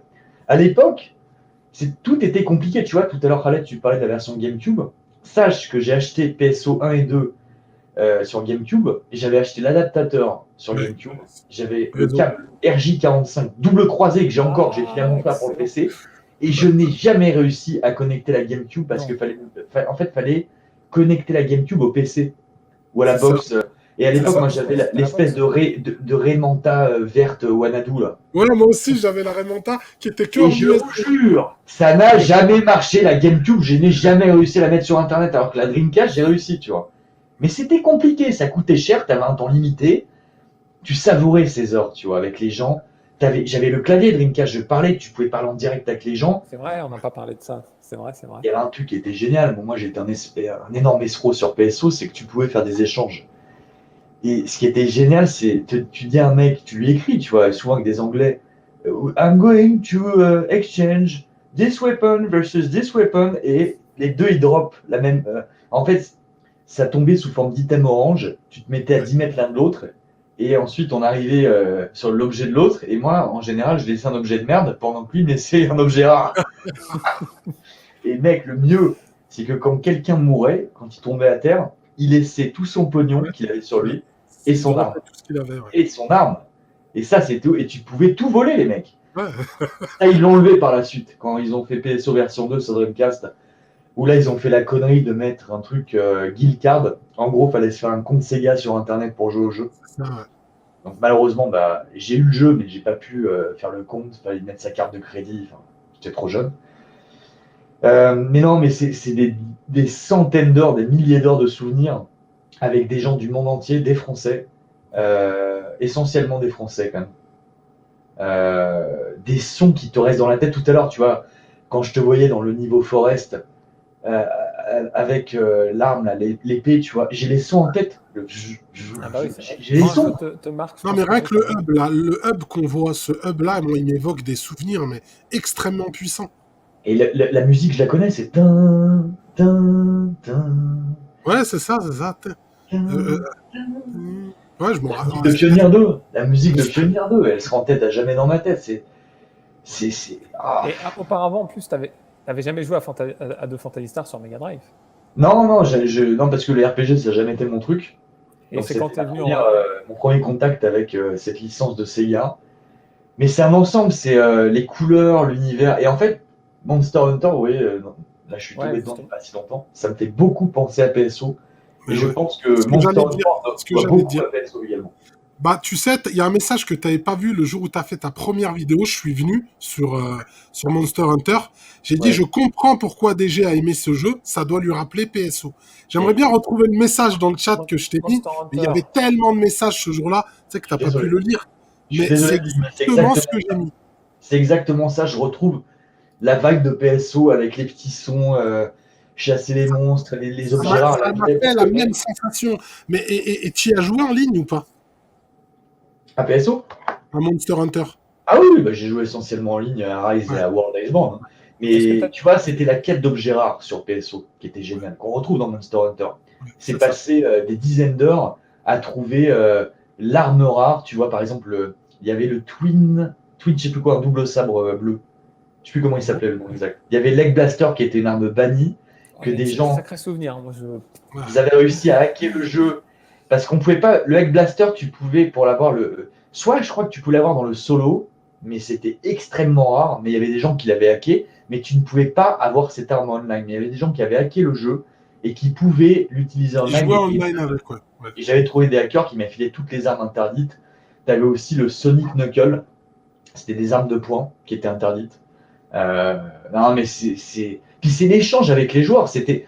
Parce Ça. que c'est quoi vos premiers souvenirs d'Internet? Mon premier souvenir, c'est à Dubaï chez un pote, un collègue de mon père qui habitait à Dubaï et son fils. Je me souviens, c'était en 97-98, ils avaient Internet. Moi, j'avais pas encore Internet, parce que j'étais encore au Maroc en 97. Et je sais plus comment s'appelait ce truc pour dialoguer avec les gens. C'était pas Caramel, hein, c'était un autre truc. ouais, j'ai Ouais, connu carrément. c'était. Non, je me rappelle, c'était. Non, IRC, les chats IRC. Et ça, c'est MIRC. ça. MIRC. Ouais. Et ça, la première fois que j'ai vu ça, c'était de la magie pour moi. C'était De de la pouvoir magie par nous. écrire à un mec qui est je sais pas où, dans le Mais, monde. mais, mais DG, plus que ça, c'était draguer, draguer dessus, c'est tout. Moi, j'étais trop jeune. Moi, j'étais innocent, excusez-moi. Oui. Et tu vois, sur Dreamcast, ce qui est Ah bah fou, oui, moi, je vais pas te mentir, mais moi j'étais plus âgé que lui, donc c'est normal. Moi, c'était c'était différent. Mon premier souvenir avec ouais, Internet, c'est marrant. C'est encore pour le sport, parce que aujourd'hui, il y a un vieux match, voilà, un vieil événement qu'on a envie de revoir, on va sur YouTube, on le voit. Ouais. À l'époque, il n'y avait pas de possibilité de Non. ça. Et le début d'Internet, ça commençait. Il y avait certaines pages, etc. Ouais, il y avait des pages, mais c'était des photos. Alors, moi, la première fois, je te dis, où j'ai Ouais, vraiment il y avait profité des petites d'Internet, vidéos de moins de 2 oui, minutes. ouais, mais ça, c'est bien plus tard. Moi, c'est les vidéos 96, QuickTime, mais c'est bien 97. plus tard.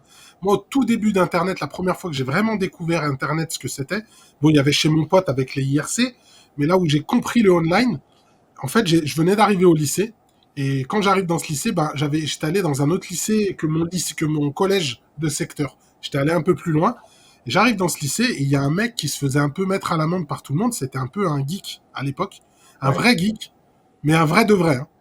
Et il voyait que moi, deux, trois fois, je l'avais défendu contre deux, trois mecs qui voulaient le mettre un peu à l'amende. Et ce mec-là, il s'appelait Xavier, je m'en rappelle, et il vient me voir, il me dit, ouais, je peux te parler et tout, Kamel. Je lui dis quoi? Il me dit, écoute, merci d'avoir fait ça pour moi. Il me dit, est-ce que tu serais libre mercredi soir? Je lui dis, ben pourquoi? Il m'a dit, je vais t'amener dans une soirée internet, il te faut 5 francs. Je dis, ah bon et tout. Il me dit, ça t'intéresse de découvrir ce que c'est qu'Internet? Je lui dis, ben ouais, pourquoi pas? Il m'amène avec lui donc dans Lyon, dans une grande salle, et en fait, c'était une salle où il y avait les jeux de plateau, et ils avaient fait une nuit Internet, tu payais 5 francs l'entrée, et tu jouais toute la nuit à des jeux en ligne. Et le premier jeu en ligne que j'ai joué, c'est Quake 2. Quake 2 en ligne. Et je me souviens, on jouait contre des mecs, mais ça m'avait fait rêver. Des mecs qui étaient à Marseille, des mecs qui étaient aux États-Unis, et on jouait à Quake 2 en ligne. Ça se jouait à 6 contre 6, je crois. Mais c'était incroyable. Incroyable. C'était Et je réel, jouais à c'était la vache toute réel. la nuit. Non, mais c'était réel. C'était de se dire que tu connectes avec quelqu'un, mais juste le fait d'écrire. Et là, C'est tu ça. vois, ce qui est C'est fou ça. avec PSO, pour accorder à PSO, c'est qu'à l'époque, on avait tous une connexion de merde en 56K. C'est C'est- ça. On n'avait pas encore ADSL, il me semble. Hein. Non, Ouais, bien je pense après, que c'est PSO. après. Et ce qui est fou, c'est de te dire que la connexion de PSO était nickel parce que tu écrivais à des mecs qui te répondaient en direct. Tu chattais avec des gens. Et je jouais avec une fille qui m'a beaucoup formé sur PSO, qui avait 16 ans, Ah ouais. qui s'appelait Delphine, je me rappelle encore. T'as une Et c'est mémoire de elle qui m'a ouf, appris déjà. toutes les bases de PSO parce qu'elle joue un mage. Et du coup, j'ai créé. En fait, c'est elle, en fait, c'est à cause d'elle que je crée des personnages féminins dans les jeux vidéo. C'est énorme. Depuis Ouais, PSO. Monster Hunter, il a une femme. Dedans, j'ai vu DG. De Ah quoi? ouais? Dans Dans Monster Monster Hunter, Hunter. c'est une femme que t'as fait. Ouais, mais je fais toujours des femmes, et en fait, c'est depuis le PSO, c'est qu'en fait, j'avais créé un mec qui s'appelait Kenny, en référence à South Park, Mhm. qui était un Yumar avec des cheveux en pétard vert. Et quand j'ai joué avec Delphine, elle jouait un mage et une nana, et j'avais tellement kiffé les vêtements qu'elle utilisait, qu'après j'ai fait un mage en la copiant, j'ai pris les mêmes vêtements en vert, j'ai pris je sais plus la classe, et elle m'avait formé à fond, et tu vois, c'est des heures et des heures de fun avec elle, qui m'apprenait tout sur le jeu, tu vois, et on s'est marré, on s'écrivait des conneries, on s'échangeait des armes, c'était génial. Ouais. C'était génial. Non, mais t'as raison, c'était les prémices d'Internet parce que c'était trop cher. Moi, mes frères me mettaient un frein enfin, direct, il n'y avait pas de discussion. C'était pas possible. Même quand on était sur Internet, ils disaient bon, bah là, vous avez 5 minutes, pas plus. Ils nous chronométraient, c'était ouf. Mais tu as raison, là, je pense qu'il t'a sacrément bien marqué le jeu DG. Parce que pour avoir les souvenirs que tu as, ça date de 20 ans, je pense que tu as dû vraiment être marqué par ce jeu. Ouais, ça reste ancré à jamais, mais c'est le jeu de ma vie. Hein. Mais ça m'a formé aussi, tu vois, à plein de trucs. Et t'as C'est jamais. inexplicable. C'est inexplicable. jamais- J'avais fait une petite review, j'avais essayé un peu de transmettre mes émotions. Mais ce jeu, il faut l'avoir fait à l'époque. Tu peux pas maintenant y jouer. Tu peux encore y jouer, tu vois. Tu peux l'émuler, etc. Peut-être que tu as encore des serveurs online qui sont ouverts. Tu as peut-être des moyens, tu vas te pirater. Mais jamais tu retrouveras le La feeling sensation. que c'était à l'époque. Parce que ça allait avec tout. Parce que c'était les débuts d'Internet. Qu'on avait une connexion pourrie. C'était la totale. Tu pourras jamais retrouver ça. Jamais, jamais, jamais. Non, c'est vrai. C'est vrai ce que j'allais dire sur les jeux modernes aujourd'hui. Il y a les Monster Hunter, les Xenoblade qui ont quand même ce même univers. Moi, j'aime bien. Je les trouve Mais tu sais que super c'est pour ça prenants. aussi que Padawan, je voulais le faire dans le grenier, le décor. C'est que je sais que j'ai beaucoup joué à PSO à cet endroit-là et je voulais absolument que le décor soit à cet endroit-là. Ah Mais, ouais, mais, voilà, c'est mais le ça jeu. n'aurait pas pu être autrement, j'ai envie de te dire déjà. Le Seulement, décor, il est je regardais vers légendaire. le mur. Je regardais vers le mur. Maintenant, je regarde vous, direction caméra, mais je regardais vers le mur à l'époque. Ah, Ouais. excellent. Je pense que c'est le jeu qui t'a le plus marqué de tous les temps, DG, non? Ouais, mais c'est étonnant parce que tu vois, c'est un MMORPG. T'as pas vraiment Enfin, il y a un petit scénario, Si, il y mais a un il est scénario déjà. intéressant. Ouais. Mais il y avait une bande-son aussi. La bande-son était exceptionnelle. Le thème de Darkfalls à la fin, c'est quand tu finissais le jeu avec ta team, t'étais content, tu vois. Le thème de fin est magnifique. Et en fait, c'est la connexion avec les joueurs, les souvenirs qu'on a partagés ensemble et la musique et les sons. Tu vois, les sons, c'est Les super sons, c'est important. très important. Moi, c'est Ouais. souvent le son qui m'évoque une sensation particulière. Bon, je faisais de la musique, mais toi aussi, DG. Et je pense que pour des gens qui sont comme ça, qui aiment beaucoup la musique, le son, c'est très important. C'est Et ce c'est qui ce me qui fait reste. rester des centaines d'heures sur des jeux, en fait. Ouais. Sur ce genre de jeu. Alors, une chose qui n'a rien à voir, mais parce qu'on parlait de la Dreamcast comme la première console à introduire Internet, la première console à introduire le 60 Hz en France en tout cas, en Europe. Moi, c'est aussi la première console avec laquelle j'ai émulé la Super Nintendo. C'est-à-dire que j'avais un CD Oui, avec avec quasiment l'émulateur. toutes les ROM. Ouais. Et je jouais à la SNES et c'était la première fois que je voyais ça en fait. Je connaissais pas l'émulation en soi. Moi, j'étais, on achète un jeu, où on peut le graver à la limite un jeu, Moi, j'ai mais connu le premier MAM. Donc, moi, j'ai connu MAM 32, le tout premier qui est le sorti. tout Attends, premier. je savais pas que c'était possible, c'était en 2000-2001, ça? Oui, C'était oui, oui, oui. Quand ouais, elle a été piratée, la Dreamcast, tu avais un CD SNES, tu le mettais dedans et tu avais toutes les ROM. Tu avais pas mal je l'ai de jeux encore. dessus. Je l'ai Ouais. encore d'ailleurs. Ah, J'ai c'est encore ouf. ces créés SNES dessus. Ouais, c'était ouf. Et puis, il y avait Blimcast pour jouer à la PlayStation Ouais. 1. Je sais pas si vous en Oui, souvenez. ah oui, oui, putain, j'avais oublié ça, c'est vrai. Exact. Donc tu vois, elle était quand même bien innovante sur plusieurs points, cette Dreamcast. Alors les amis, vu que le temps passe quand même, j'aimerais aborder une catégorie de jeux qu'on n'a pas encore vraiment abordé. C'est le versus fighting 2D quand même. Parce que Ouais, alors oui, bah là, le premier que je vais montrer, c'est, je triche un peu, mais c'est de la 2D 3D. C'est Marvel vs Capcom 2, faut absolument en parler. c'est pas de la 2D Formidable. 3D, pour moi tu peux l'inclure dans Voilà. la 2D, il n'y a pas de Donc souci. juste, quand même, il faut rappeler le nombre de personnages incroyables qu'il y avait. Là, pour l'anecdote, moi, quand je l'ai acheté, donc je l'ai acheté et après, je l'ai ramené chez mon pote Fabrice. Fabrice, qui était un de mes meilleurs amis au lycée, mais surtout qui est le cousin de mon épouse maintenant, tu vois. Et en fait, je l'ai ramené donc chez lui, son grand frère Olivier, tu sais, qui était beaucoup plus âgé que nous, qui avait un groupe de rock, qui était guitariste. Et en fait, il nous considérait comme des gamins pour lui. Et il voit ce jeu-là. Je m'en souviens, c'est un des jeux qui l'a fait bloquer.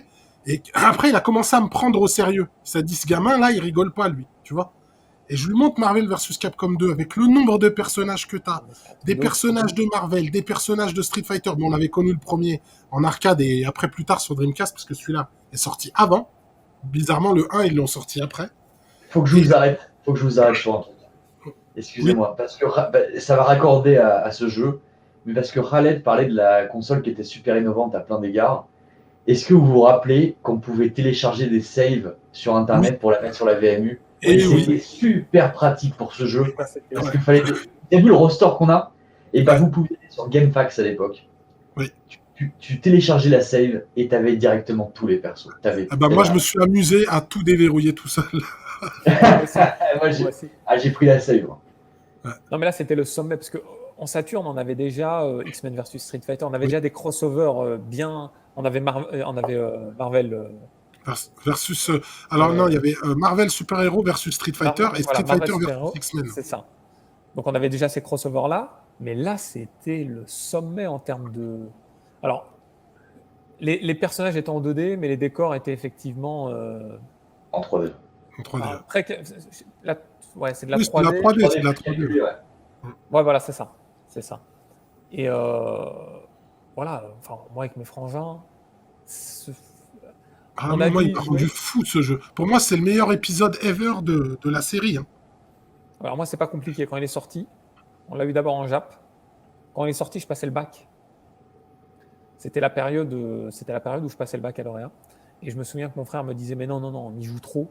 On finissait à 2 h du matin. Il m'a dit, c'est pas bon. C'est pas bon. Il savait que il savait que je me débrouillais quand même bien à l'école. Donc ça va, j'avais une marge, tu vois. Mais ouais, je vois ce jeu, je vois mon bac. Et j'ai des bons souvenirs. Des souvenirs de ouf. Et ce jeu, bah, justement, donc je l'ai en Jap. Et j'avais fait. Ah, moi aussi, je l'ai acheté en Jap Day One. Ouais, bah, c'est ça. Et Juste, il faut savoir qu'aujourd'hui, Khaled, il a encore joué en tournoi. Je sais alors pas si tu te justement, rends compte. c'est la Il y a question que j'allais encore, poser. il y a des Justin Wong, donc qui est très connu dans Street Fighter Third Strike, dans Street Fighter 5, qui est un spécialiste du jeu. Et il y a encore, je regarde encore des tutos sur ce jeu. Il y a des mecs qui y jouent encore. Alors justement, j'allais vous demander qu'est-ce que vous en pensez graphiquement encore. Franchement, c'est Bah, il n'a ouf. pas vieilli, tu peux y rejouer maintenant, Puis il il a joue pas sans pris. problème. Sans Ah, il est problème. totalement valable. Il est parfait. Et le roster, les mecs, je sais pas si on aura de nouveau un jeu aussi complet. Tu vois, le dernier jeu qui m'a vraiment impressionné en termes de roster, c'est Super Smash Bros. Switch. Là. Ouais, ouais, Parce que ouais. là, c'est la folie. Là, t'as 80 Ouais. persos, C'est la t'as folie. quoi. Ah, c'est la folie. Moi, j'ai déverrouillé tout le monde dans le jeu. Donc, Mais là, non, mais vous avez vu le roster comme de Marvel versus ah Capcom non, 2. mais On était en 2000, les mecs. Il y a tout. C'est la folie. T'as tout. Mais t'as même des persos, Jill, mais Sakura, ultra Capcom. secondaires de certains comics. c'est Ouais, ça, c'est c'est ça. ça. Non, mais Capcom, il a été Non, chercher mais aussi Jill Valentine, ils ont mis Jill Valentine dans le jeu. C'est pas Et puis ouf. t'avais Venom, mec, avec Ouais, l'animation de Venom, tellement le sprite était tellement badass. Je crois qu'on avait Colossus également. Hein. ouais, il y a Colossus, il y Oh, a tellement de persos. Il y a On avait. Colossus, t'as Blackheart qui est très, très peu connu. T'as Sentinelle, t'as Gambit, t'as tellement des personnages qui sont pas trop connus. Et moi, je T'as- jouais essentiellement des jeux, enfin pardon, des personnages venant de comics. Hmm. Parce que bon, Street Fighter, on connaît, on t'avait tout, t'avais même Akuma, on avait la totale. Mais putain, jouer avec Spider-Man, Captain Venom, America. Jill, Mais oui. Mais oui, Wolverine, Wolverine. c'est mortel. Non, mais Puis avec ce résultat Cable, graphique. Cable, juste personne connaît. Cable, là, on le connaît du moins les gens, le grand public le connaît depuis Deadpool 2, Cable. Mais Cable, beaucoup de gens l'ont découvert dans ce jeu. Je l'ai connu avec ce jeu, mec. Ouais, Il y a tu plein de persos, que j'ai connus avec ce jeu. Je savais pas d'où ils sortaient. C'est comme la meuf, t'es une espèce de meuf vampire là. vois. Ouais, ouais, Morrigan. Morrigan. Ça, c'est dans C'est dans Darkstalker. Darkstalker, ouais. C'est une Je série qu'on connaissais connaît. pas. Non, personne. Moi, je connaissais pas. Il y a plein de persos. J'ai connu Dimitri j'ai aussi, fait leur il y avait, existence avec ce jeu. Mais non, t'as raison. T'as raison. Alors moi, j'ai découvert par exemple le surfeur d'argent avec le jeu X-Men sur Saturn. C'est ça. Je connaissais pas avant. C'est incroyable. Hein. Non, mais c'est vrai. Et puis pour moi, après, ça reste un point de vue très subjectif, là, ce que je vais dire. Pour moi, les jeux de Capcom de versus fighting, ils s'arrêtent au jeu 2D, en fait. J'ai beaucoup de mal, on avait déjà discuté de ça avec Biggie, Les nouveaux Street, ils sont certainement excellents, mais j'ai beaucoup de mal les nouveaux KOF et les nouveaux Street, en fait. T'as un cachet graphique, si tu prends le Sword Strike, c'est l'apogée de ce qu'ils ont fait en 2D. On va le montrer. On y arrive là. C'est tellement ils ont beau. pris un risque. Hein. Ils ont pris un risque, mais ils ont écarté. Faut savoir que il est dans mon top 3 des jeux de versus ever. Et moi, dans ma borne, tu vois, j'y joue. Et j'ai presque acheté ma deuxième borne à cause de ce jeu. Parce que je voulais avoir le rendu originel de ce jeu. Tu le mets devant Mark of the Wolf? Alors oui, il est au-dessus de Mark of the Wolf, bien sûr. Ah oui. Alors moi, je voulais que... Moi, je préfère Capcom à SNK, même si je suis un grand fan d'SNK. Mais objectivement, je préfère Capcom. Alors là, le meilleur Street, c'est Street 02. Non, le 03. Il est pas loin le 02, je suis d'accord. Mais pour moi, c'est le Sword Strike. Ah, je mettrais aussi. Sword Strike, le caractère innovant, c'est qu'on pouvait contrer chaque coup en faisant une petite direction. Bah, dans 0, il y a un peu ça. Il y a ce qu'on appelle le 0 counter. Ouais, 0 counter. C'est pas pareil. Parce que là, c'était des petits mouvements, c'est ce qu'on appelle les paris, effectivement. Ouais. Et tu pouvais contrer, je crois, même les gros coups, les méga coups, tu pouvais quasiment tout contrer. Tout contrer.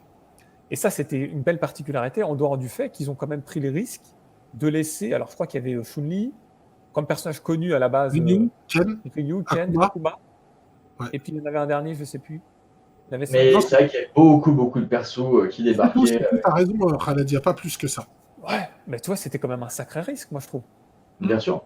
Ouais, parce qu'ils auraient pu reprendre, tu vois, les personnages de Street 2 qui étaient emblématiques, ce qu'ils ont fini par faire avec le 4. Non, mais t'as totalement raison. Ah, il y avait peut-être Dan aussi, non? Dan, il y était peut-être, je crois. Non, il n'y a pas Dan dans le Sword Strike. Bon, en tout cas, il y avait franchement un risque, et franchement, ils ont vraiment réussi. Et en plus, les Furies, je crois que dans celui-ci, tu pouvais en choisir qu'une parmi les trois avant le début du fight. Ouais. Et pour moi, ça, c'était une particularité qui était aussi intéressante. Parce que du coup, il y avait une stratégie qui s'élaborait au préalable en fonction du personnage que tu prenais. Bah, aujourd'hui, il a encore joué, j'ai envie de te dire, il a encore joué. Et Sword Strike, il y a énormément de champions, parce que moi, j'ai connu les tournois de Sword Strike au plus près, et j'ai fait une émission dédiée à ça. Et on en parlait, parce que c'était vraiment ma vie, ma jeunesse à cette époque-là. Et faut savoir que le jeu est encore joué, et les vrais joueurs de Sword Strike n'ont pas voulu basculer sur les Street 3D. Parce qu'il manque le pari, par exemple. Bah oui, moi c'est mon dernier Street, pour être franc. C'est le dernier Street auquel j'ai vraiment beaucoup joué. Après, pour rejoindre ce que dit Raled sur la prise de risque, il y avait aussi la bande-son, les mecs, parce que là, c'était une ambiance très jazzy, là où avant, c'était des structures mélodiques assez simples. Ouais. Malheureusement, cette bande-son a des plumes. Moi, je l'adore. La bande-son de Street 3, elle est mortelle. De Street 3, elle est incroyable. De Sword Strike, jazzy, un peu hip-hop, même sur les bords. Ouais, mais beaucoup plus complexe, en fait, que celle de Street 2. Mais après, les thèmes marquent moins, effectivement. Oui. Alors, t'as pas le thème de Ken que tu vas retenir pendant 20 ans. Il faut mettre en avant aussi une particularité, c'est que, oui, en PAL, il n'a pas beaucoup de concurrents, parce qu'il y a 3 Street Fighter en PAL en termes de versus fighting 2D, et il n'y a rien d'autre sur Dreamcast. De souvenirs, à part les 3 Street, il n'y a pas grand-chose. Alors qu'en Jap, il a quand même une sacrée concurrence, avec des portages SNK. CVS, on n'en a pas parlé. Il y avait les CVS 2, CVS 1. Tous les coffres, il y avait les Mark of the Wolf, Last Blade, il y avait la dose de portage, SNK. Qui était pour beaucoup, avant la version PS2 par exemple de Mark of the Wolf, considéré comme les meilleures conversions à ce jour. Hein. Et d'ailleurs, le KOF 98, il est vraiment fidèle à la version Neo Geo, comparé à la version Dream Match, à la version PS2, pardon. Oui. Mais il y avait de la concurrence, c'est clair. Mais pour une fois, je vais mettre Capcom en avant et dire que le Sword Strike, il m'a vraiment marqué. Et d'ailleurs, je crois, enfin, il y a toujours débat, mais c'était quand même le port parfait de la version arcade. Même si la version il y a des petites différences, mais c'est très léger. C'est vraiment, c'est un peu du chipotage en gros, tu vois. Par contre, est-ce que vous saviez que la meilleure version de Street Fighter 2X sur console, c'était sur Saturn? Oui. Non, c'est sur 3DO. Sur 3DO? Ouais, sur 3DO. Le Super Street Fighter, tu veux dire? Super Street Fighter 2X. Parce que Street Fighter, je vais te dire que Street 2X sur Saturn, les sprites étaient plus gros que sur la version arcade. Ouais. Et sur n'importe quelle autre version. En fait, Biggie, la version 3DO, elle est sortie avant. Ouais. Elle était considérée comme perfecte. Et d'ailleurs, il y avait j'ai une anecdote par rapport à ça. Il y avait l'émission Micro Kids. Et à la fin, il terminait toujours l'émission en nous laissant sur un jeu en mettant une musique autre que le jeu. Et il nous faisait découvrir un jeu. Et puis il dit à la fin de l'émission, il dit bah, on va vous laisser avec le Super Street Fighter sur Neo Geo. Il se plante, tu vois, le mec de Micro. Ah, c'était Il se sur plante. 3DO. Et c'était sur 3DO. Et il met avec la musique Offspring, tu sais, You've got like the separate, là, machin, je sais pas très bien chanter, mais. Et du coup, je me suis dit, il est sur Neo Geo, c'est ouf, faut que j'aille voir dans les magazines. J'ai cherché, je dis, mais c'est pas possible. Et c'est là que j'ai découvert qu'il y avait la version 3DO. 3DO, ouais. Qui est arcade perfect pour le coup. Comment? Elle est vraiment arcade perfect, la version. Ouais. Ouais, mais sur Saturn, elle est plus qu'Arcade Perfect. Ah, elle est plus, ouais. Je crois qu'elle est enhanced, ouais. T'as raison. Non, la version Saturn, elle est au-dessus, mais parce qu'elle est sortie beaucoup, beaucoup plus Ouais, tard. sur une compilation d'ailleurs avec le Street Sur une 02. compilation, c'est ça. Et du coup, on a acheté, l'anecdote elle est ouf, parce qu'on a acheté la 3DO avec mon frère pour ce jeu-là. Et dans ce jeu-là, tu débloques Akuma qui s'appelle Gookie. Gookie, oui, en japonais, oui. Moi, c'est toujours connu comme Gookie, moi. Et pour le débloquer, il faut finir sans perdre un round le jeu, en fait. Et le C'est battre. ça. Ouais, et le battre. Et c'est quasiment. Et pour moi, sinon, tu peux le sélectionner. Il faut rester quelques secondes sur un autre perso, quelques secondes sur un autre perso, ensuite quelques secondes sur un autre, ensuite sur un autre. Mais c'est très dur. Hein. La manip, même en arcade, elle fonctionne, mais la manip est hyper dure à faire. Hyper dure à faire. Moi, Akuma, je l'ai découvert dans cette version-là. Ouais. Tu sais, avec sa furie, petit coup de poing avant, petit coup de pied, Ouais. Et je l'ai découvert dans cette version. C'est ouf. Moi, je l'ai connu en arcade comme ça aussi, pareil. Bon, faut qu'on aborde absolument, parce qu'on a presque plus de temps, il faut qu'on aborde Shenmue. Donc on va le faire tout de suite et je vais laisser DG s'exprimer, parce que c'est à lui bien quand sûr. Même de nous donner son ressenti. DG, parle-nous de Shenmue. Fais-nous rêver. Shenmue, moi, c'est un jeu pour moi qui sentait très très bon à l'époque. On voyait qu'il faisait des choses qu'aucun jeu n'avait jamais fait. Je le redis, il s'est fait saquer dans Console Plus 91%. Ouais. Ce qui est un scandale pour un jeu pareil. Ça méritait à l'époque 99. C'était un jeu quasi parfait. C'était fou. C'était des trucs qu'on n'avait jamais vus. Moi, je l'ai offert parce que je ne l'ai pas acheté pour moi. Ouais. C'est pas un jeu que j'ai acheté pour moi, c'est un jeu que j'ai acheté pour l'anniversaire d'un pote qui habitait à Lyon. Je lui ai offert, on a joué ensemble. J'ai découvert avec lui en direct. Et c'était une tuerie monumentale en termes d'architecture de jeu, de gameplay. Tu pouvais voir tous les tiroirs. Tu avais une salle d'arcade où tu pouvais jouer à des jeux du passé comme Space Harrier ou Hang-On. Tu disais, putain, mais tu peux jouer à un autre jeu que le jeu principal. J'avais jamais vu ça de ma vie. Tu avais des séquences de combat à la Virtua Fighter. Tu avais des QTE. Bon, finalement, je me suis rendu compte que les QTE venaient de Mizurna Falls, apparemment. Ouais. On a découvert ça récemment. Mais bref, non, mais à l'époque, et puis voilà, graphiquement, c'était fou. C'est surtout ça, en fait, je pense. Alors, DG, je pense que les premiers QTE, c'est Dynamite DK. Hein. C'est Dynamite Cop, c'est Die Hard Arcade, qui est beaucoup plus vieux, parce qu'il date du temps de la Saturn. Ah, et quelle année Donc, pour moi, c'est le premier. Il faudrait que je vérifie. Mais Die Hard Arcade, je vais regarder l'année de Die Hard. Ce qui est sûr, c'est que quand on dit que Shenmue a inventé les QTE, en fait, on s'est rendu compte que c'était faux. Hein. Il y a des jeux qui le faisaient. Je pense que c'est 94, je pense. Mais, en tout cas, pour le joueur occidental que j'étais, qui ne connaissait pas... Il est sorti en 96, Die Hard Arcade. 96. Ah, ok. Bah, tout était surprenant dans Shenmue. La réalisation était incroyable. Tu avais des cinématiques, tu avais l'ouverture avec le père qui se fait dégommer, tu veux la vengeance. C'est deux jeux, parce que c'est les deux sont indissociables, deux jeux complètement fous, beaucoup trop ambitieux, qui ont coulé la Dreamcast et coulé Sega. Des souvenirs qui partiront pas. Malheureusement, et quand ils jouent actuellement, tu te dis, ah, ça vieillit, les mécaniques, tout a vieilli, le gameplay, qui paraissait complètement révolutionnaire à l'époque. Mais pour le mec, encore une fois, c'est comme PSO, pour le mec qui a joué à l'époque, t'avais rien au-dessus de Shenmue. C'était une vitrine graphique, une vitrine technologique que tu n'avais nulle part ailleurs que sur Dreamcast. C'était le nec plus ultra. Tu sais, nous, on l'avait en japonais, on comprenait rien au scénario, mais on était émerveillés. Tu vois, c'était, on passait au-delà presque de l'histoire. Hein. C'était, comme tu dis, une vitrine. On n'avait pas l'habitude. Non, mais c'est vrai. Non, cette époque-là, on moi, n'avait pas l'habitude. J'ai une anecdote sur ce jeu, Khaled. On en avait parlé avec Nicky Larson quand il était venu dans notre live avec Tofik. Moi, en fait, si tu veux, mon frère et mon frère et mon beau-frère, ils avaient un bar, ils étaient associés. Ils avaient un bar et moi, je travaillais dans le bar de temps en temps pour me payer mon permis. Et en fait, à cette époque-là, pendant le ramadan, ils faisaient des lotos. Tu vois, c'est quoi le loto, Khaled? Tu parles Ouais, des cartons que tu valides. Et en fait, Je le raconte avec des trucs, mais c'était un peu de la triche parce qu'il me donnait des cartons gratos. Je payais pas mes cartons.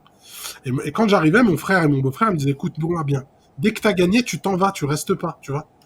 Et je me souviens un soir, je joue, je gagne 600 francs. Un soir, je prends 600 francs, mon frère il me regarde, il me dit, vas-y, va-t'en maintenant. Les 600 francs, le lendemain matin, je suis allé acheter Shenmue en Jap. Tu vois, j'ai pris les 600 francs, je suis allé acheter Shenmue en Jap. Et je me souviens, il y a mon pote Philippe et KX, que je parle souvent, mais à cette époque-là, j'avais mon groupe de musique. Et en fait, dès qu'on finissait de faire de la musique, on jouait à Shenmue dans le studio. Et on jouait, et en fait, tout ce qu'on voulait, c'était les séquences de bagarre, nous, tu vois. Et en fait, on se déchirait à essayer de comprendre comment avancer en japonais pour avoir les séquences de bagarre. Et dès qu'il y avait les séquences de bagarre, on était, waouh, c'est un beat'em all comme ça, trop bien fait et tout. Et en fait, on jouait uniquement pour ça, on pigeait rien à l'histoire. Mais il nous a marqué de ouf. Parce qu'on s'est forcé à jouer comme ça, tu vois. Moi, j'ai une anecdote de ouf à raconter aussi. Et, forcément, là, mon frère, quand il va l'entendre, il va rigoler. C'est que, tu sais, moi, je suis fan de boxe, je te l'ai déjà dit. Et on n'avait pas Canal+. On ne l'avait pas. Mais à l'époque, il existait un moyen de pouvoir un peu décrypter le signal. Oui. Et mon frère qui n'habitait pas chez nous, avait cette particularité. Puis il m'a dit, bah, écoute, il n'y a pas de souci. Tu vas C'était un Canal+ pirate. Pas tout à fait, mais presque, tu vois. Et du coup, il me dit, bah, écoute, tu peux venir à la maison. D'ailleurs, viens avec les frangins. Et puis, on va se faire une soirée pour voir le combat de boxe Tyson contre Julius Francis. C'était en 2000, précisément. Je lui dis, ok, moi je suis chaud et tout ça. Et on arrive assez tôt et on joue à la Dreamcast. On joue au jeu de catch d'abord, etc. On joue à plein de jeux. Et il arrive 4h du matin, parce que tu sais, les combats aux États-Unis, ils sont pas en même horaire que. Et j'ai attendu toute la soirée et puis ça n'a pas fonctionné. On n'a pas pu voir le combat. J'avais le seum, j'avais la rage. Au bout d'un moment, il était en sueur, mon frère, parce que tu vois, toute la soirée, il m'a dit, je lui ai dit, écoute, ça sera bien de tester si ça fonctionne assez tôt, tu vois. Il me dit, non, t'inquiète, on joue.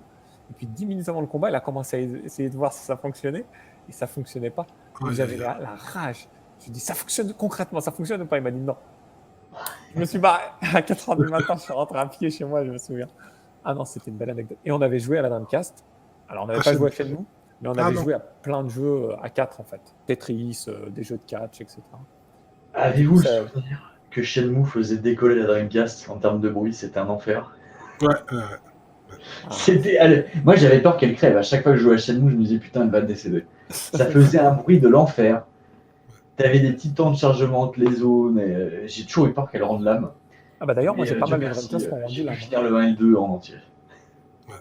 C'est pas mal. On va vite fait rapidement passer devant certains autres jeux, rapide, parce qu'on aura pas le temps. Rapide, alors vraiment rapide, Off the Dead, parce que quand même.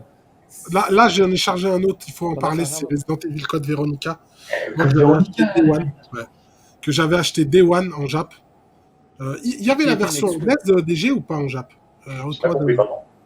Est-ce que le jeu était sous-titré anglais en Jap? Il me semble que oui. Alors ça, j'en sais rien du tout.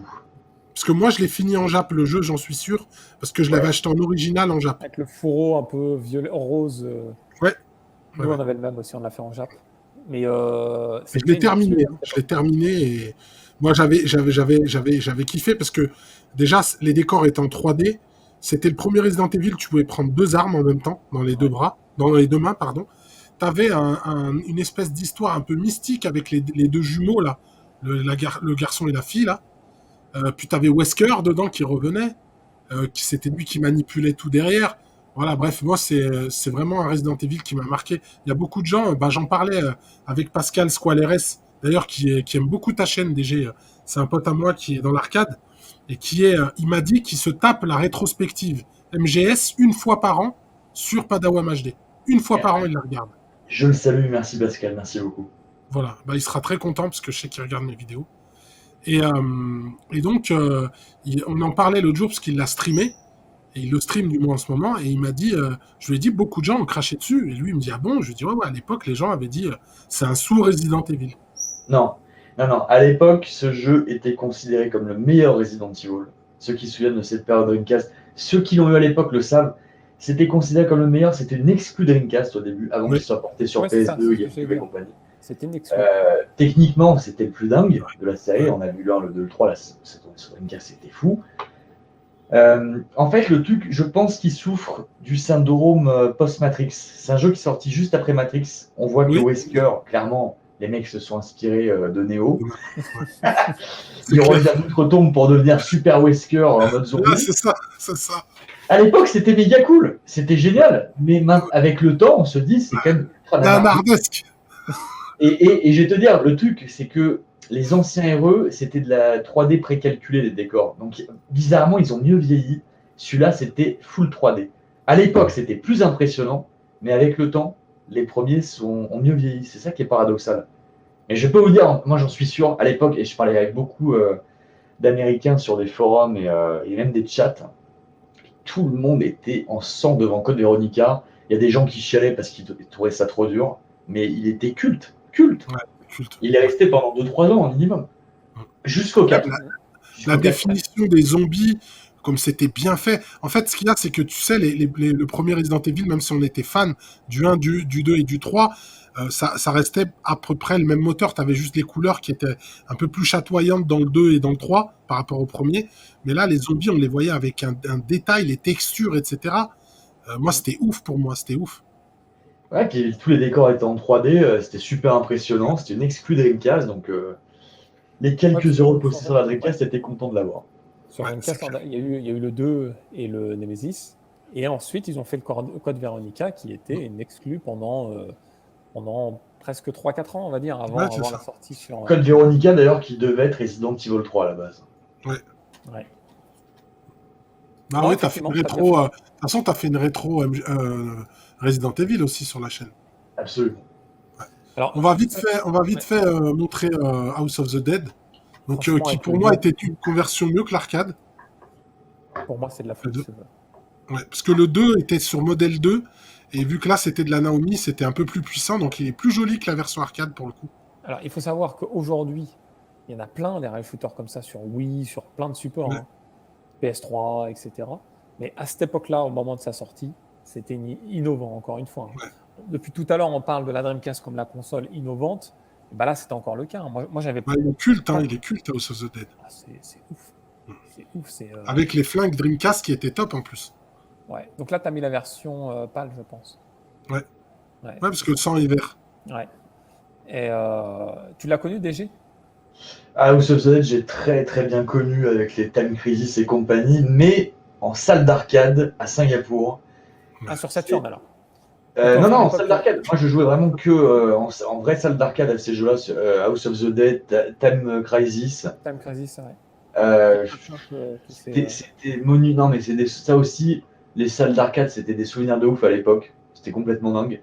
Et je vous avoue que ça me tentait pas trop, parce qu'en plus, il fallait acheter le gun, idéalement. Ouais. Oui, alors. Ça me tentait pas trop d'avoir l'arcade à la maison, moi. J'étais pas dans ce délire. D'accord. Alors que moi, non, au contraire, c'était vraiment avec mes frangins, on achetait tout de suite les deux guns. Alors, on avait déjà, effectivement, sur Saturn, une première immersion avec les Virtua Cop, etc. Et puis le premier opus. Mais le House of the Dead 2, là, pour moi, c'était, techniquement parlant, une sacrée avancée. Sacrée avancée. Est-ce qu'on dit un petit mot sur les RPG ou pas, Biggie? On a parlé de Phantasy Star, mais vas-y, on va citer rapidement Skies. Sans les montrer, ouais. Skies of Arcadia. Skies of Arcadia. Alors, et puis, il y a Sonic Adventure 2 qu'on n'a pas cité, mais Skies of Arcadia qui a marqué son temps. Hein. Il a marqué son temps. Alors, d'une part, parce que c'était un concept assez. Alors, c'est un RPG standard donjon et puis tour par tour. Ça, c'est clair. Mais par contre, il y avait un univers et puis une histoire. Pirate. Piraterie, mais volante, un peu. De l'espace, un peu comme ça. Le héros, il pirate uniquement les vaisseaux qui sont armés. Il y avait tout un schéma mis en place.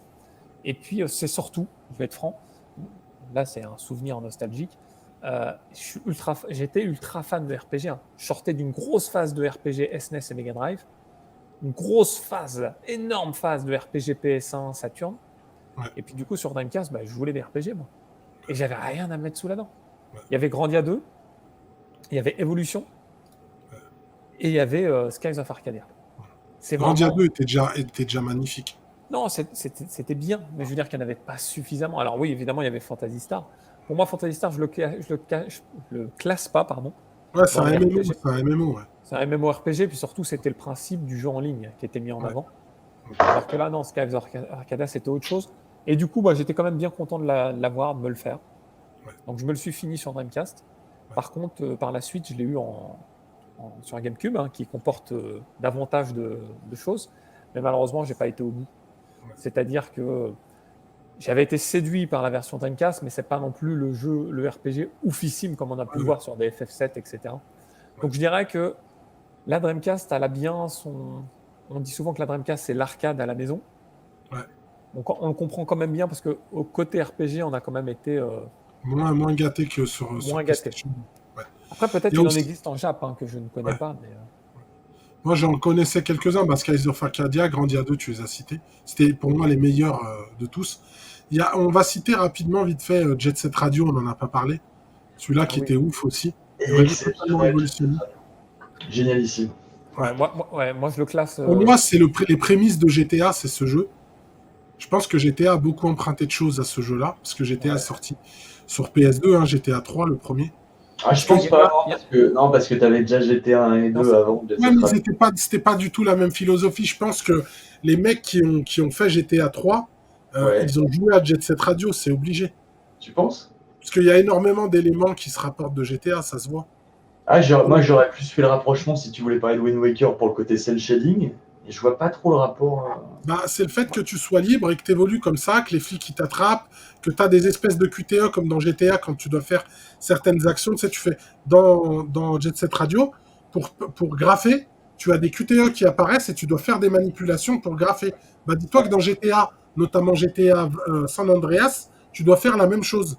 Ah, dans San Andreas, mais pas dans le 3. Ouais, mais je veux dire par là, il avait déjà en tête ce truc-là. Tu vois ce que je veux dire? Possible, c'est possible, mais ouais, c'était mortel. Pour moi, il y a un peu de GTA qui se retrouve là-dedans. Parce que c'était la première fois où tu avais un monde ouvert comme ça. C'est possible. La bande-son était monumentale, le gameplay était au top, c'était un concept jamais vu. Puis, on n'avait pas. Si, on avait des portages de Tony Hawk, bon, on s'en fout un peu parce qu'on les avait fait sur PlayStation. Mais c'était un petit peu une sorte de nouvelle version de Tony Hawk avec des skates, tu faisais des tags, c'était super frais, super Tony Hawk GTA. Il ne fallait pas te faire attraper par la police. C'est entre Tony Hawk et GTA. C'est ça, hein, c'est un peu le concept. Non, mais c'est vrai que tu as raison. Et puis ils ont un peu arrêté. Il y en a eu un sur Xbox. Ouais, Jet Set Radio Future. C'est cette Radio Future que je possède, moi je l'ai. Je l'ai aussi. Et après, ils ont un peu arrêté le concept, c'est dommage. Alors, c'est vrai qu'on n'a pas parlé quand même d'une catégorie de jeux, parce que là, j'y pense, là, vous me parlez de.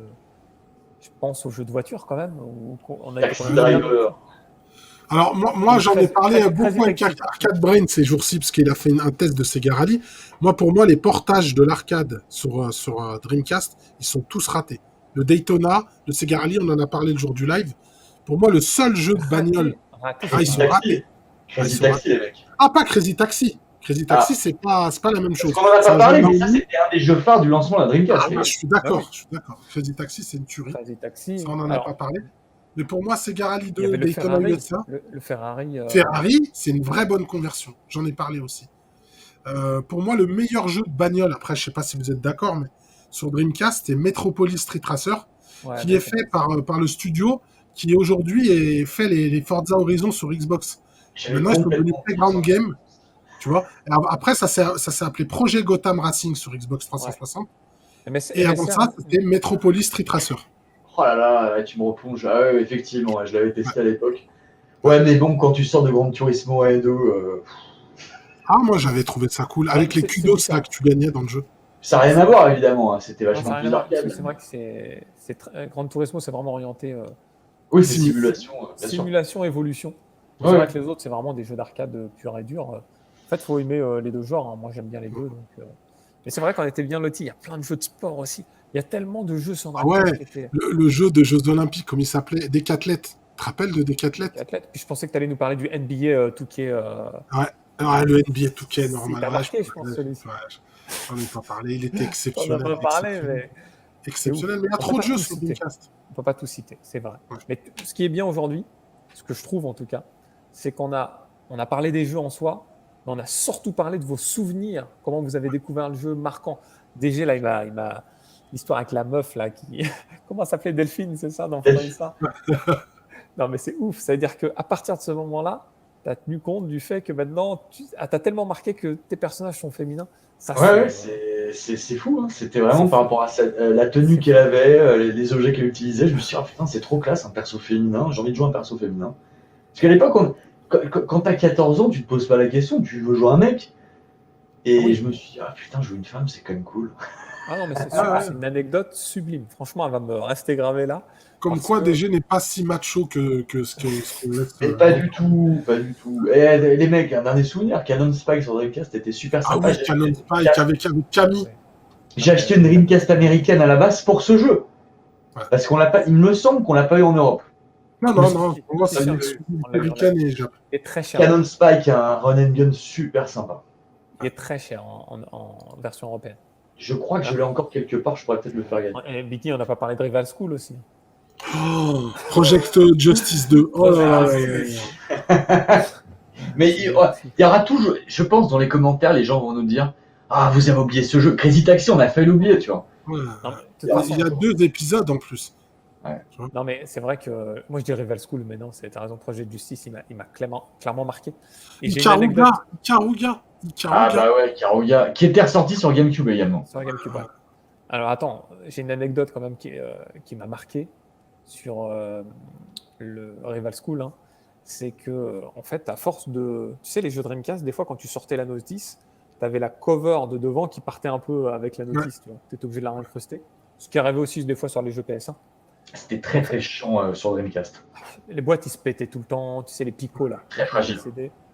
Et du coup, un jour, j'avais, à force de retirer la jaquette, elle était toute frottée en bas, la jaquette du Project Justice. Du coup, je me suis dit, bon, elle me fait chier cette jaquette, je vais couper. Du coup, j'ai coupé toute la partie basse, et c'est encore le jeu que j'ai. Hein. C'est mon exemplaire d'époque. Et aujourd'hui, quand je retombe sur le jeu, je me dis, mais qu'est-ce que t'as fait, Khaled? Franchement, quelle connerie t'as pas fait. On a tous fait des conneries avec ma boîte, les mecs. Faut juste, pour la petite anecdote, tu sais que Davy, il a le full set blister du jeu, de la Dreamcast. Ah ouais, en balle? Ouais, Davy, il a le full set blister de la Dreamcast. Non, bref, il est venu pendant le live. En fait, j'ai fait un gros live avec Monsieur Garcin, Khaled et Gunhead. Je sais pas si tu connais Gunhead. Gunhead, c'est un vieux youtubeur un peu plus âgé que nous, quoi. Gunhead TV, qui est spécialisé micro et PC Engine, mais il est beaucoup Sega aussi. D'ailleurs, déjà, il a fait une vidéo sur la Dreamcast récemment. Ah ouais, incroyable. Mais elle a dépassé elle a fait énormément de vues, sa vidéo. Hein. Elle a cartonné. Un dossier léger, un peu à la Padawan HD. Hein. C'est-à-dire que le mec, il s'est cassé la tête. Hein. Il s'est cassé la tête. Un travail monstrueux. Il faudra un gros dossier. Hein.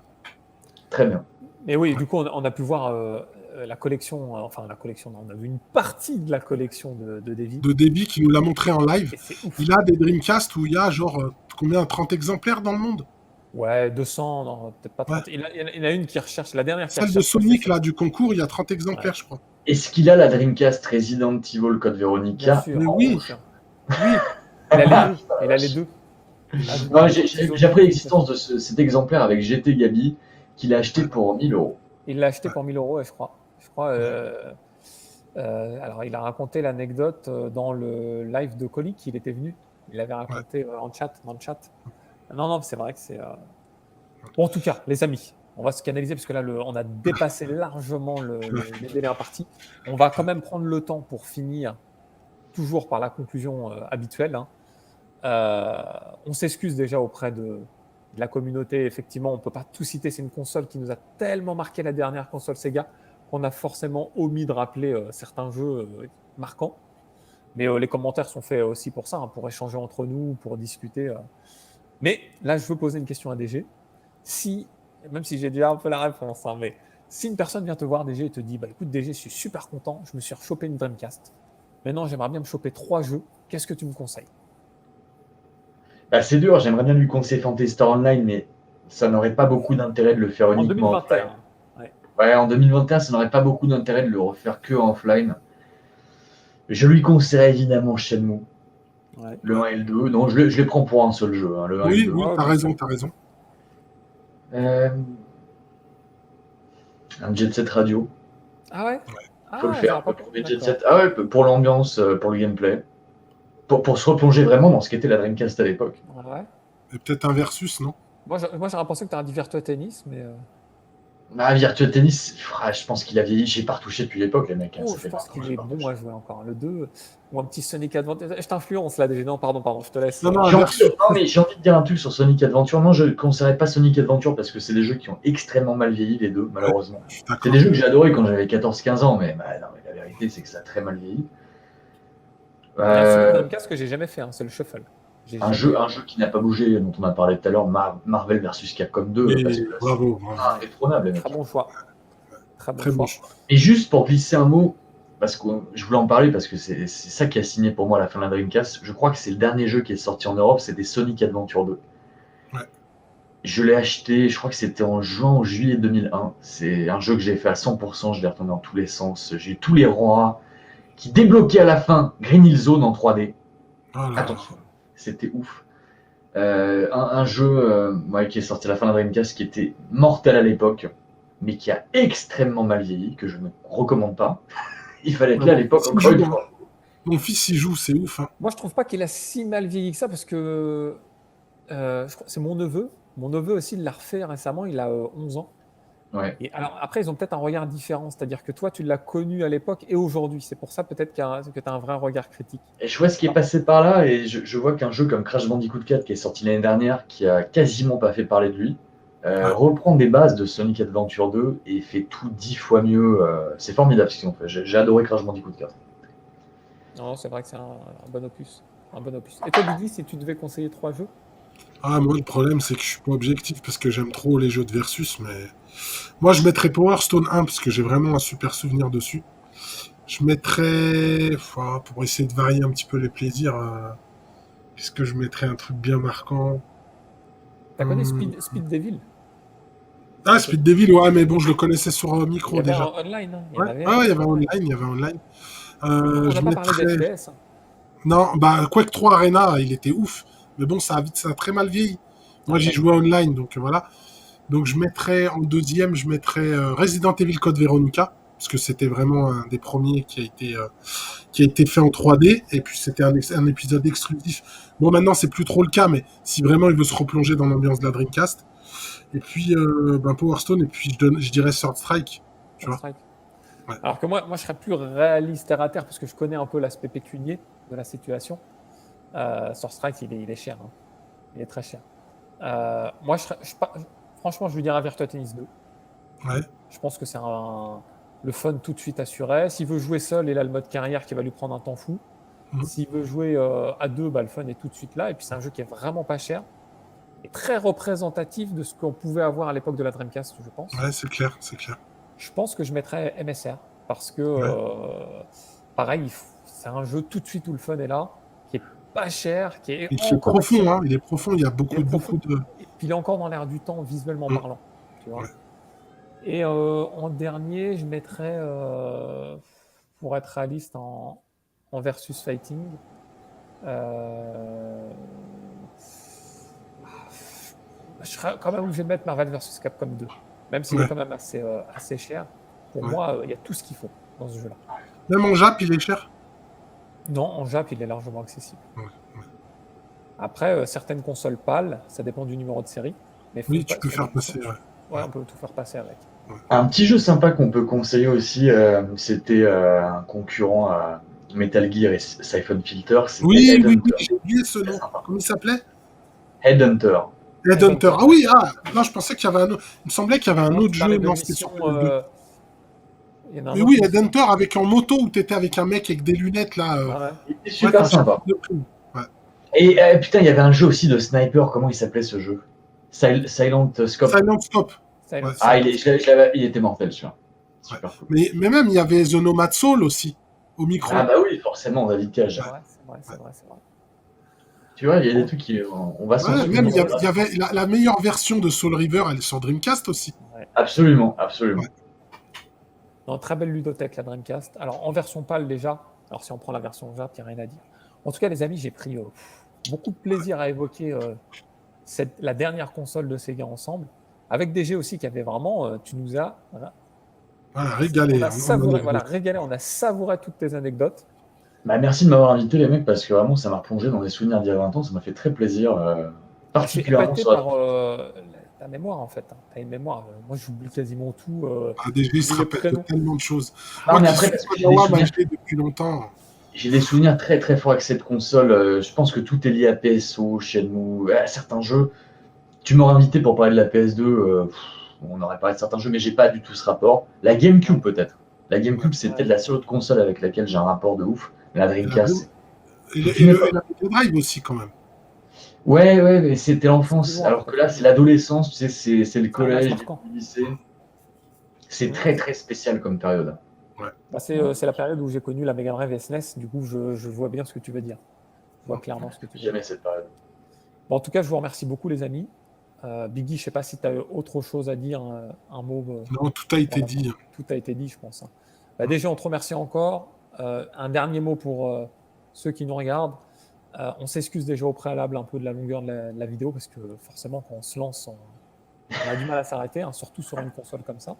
Par contre, moi, j'aimerais vraiment beaucoup échanger avec vous autour de commentaires. Je fais souvent des premières. Je ne sais pas si je ferai une première sur cette vidéo-là, mais quand on fait une première, je trouve franchement que les personnes qui viennent assister à la première, elles sont passionnées de ouf. Ils ont des anecdotes à me raconter.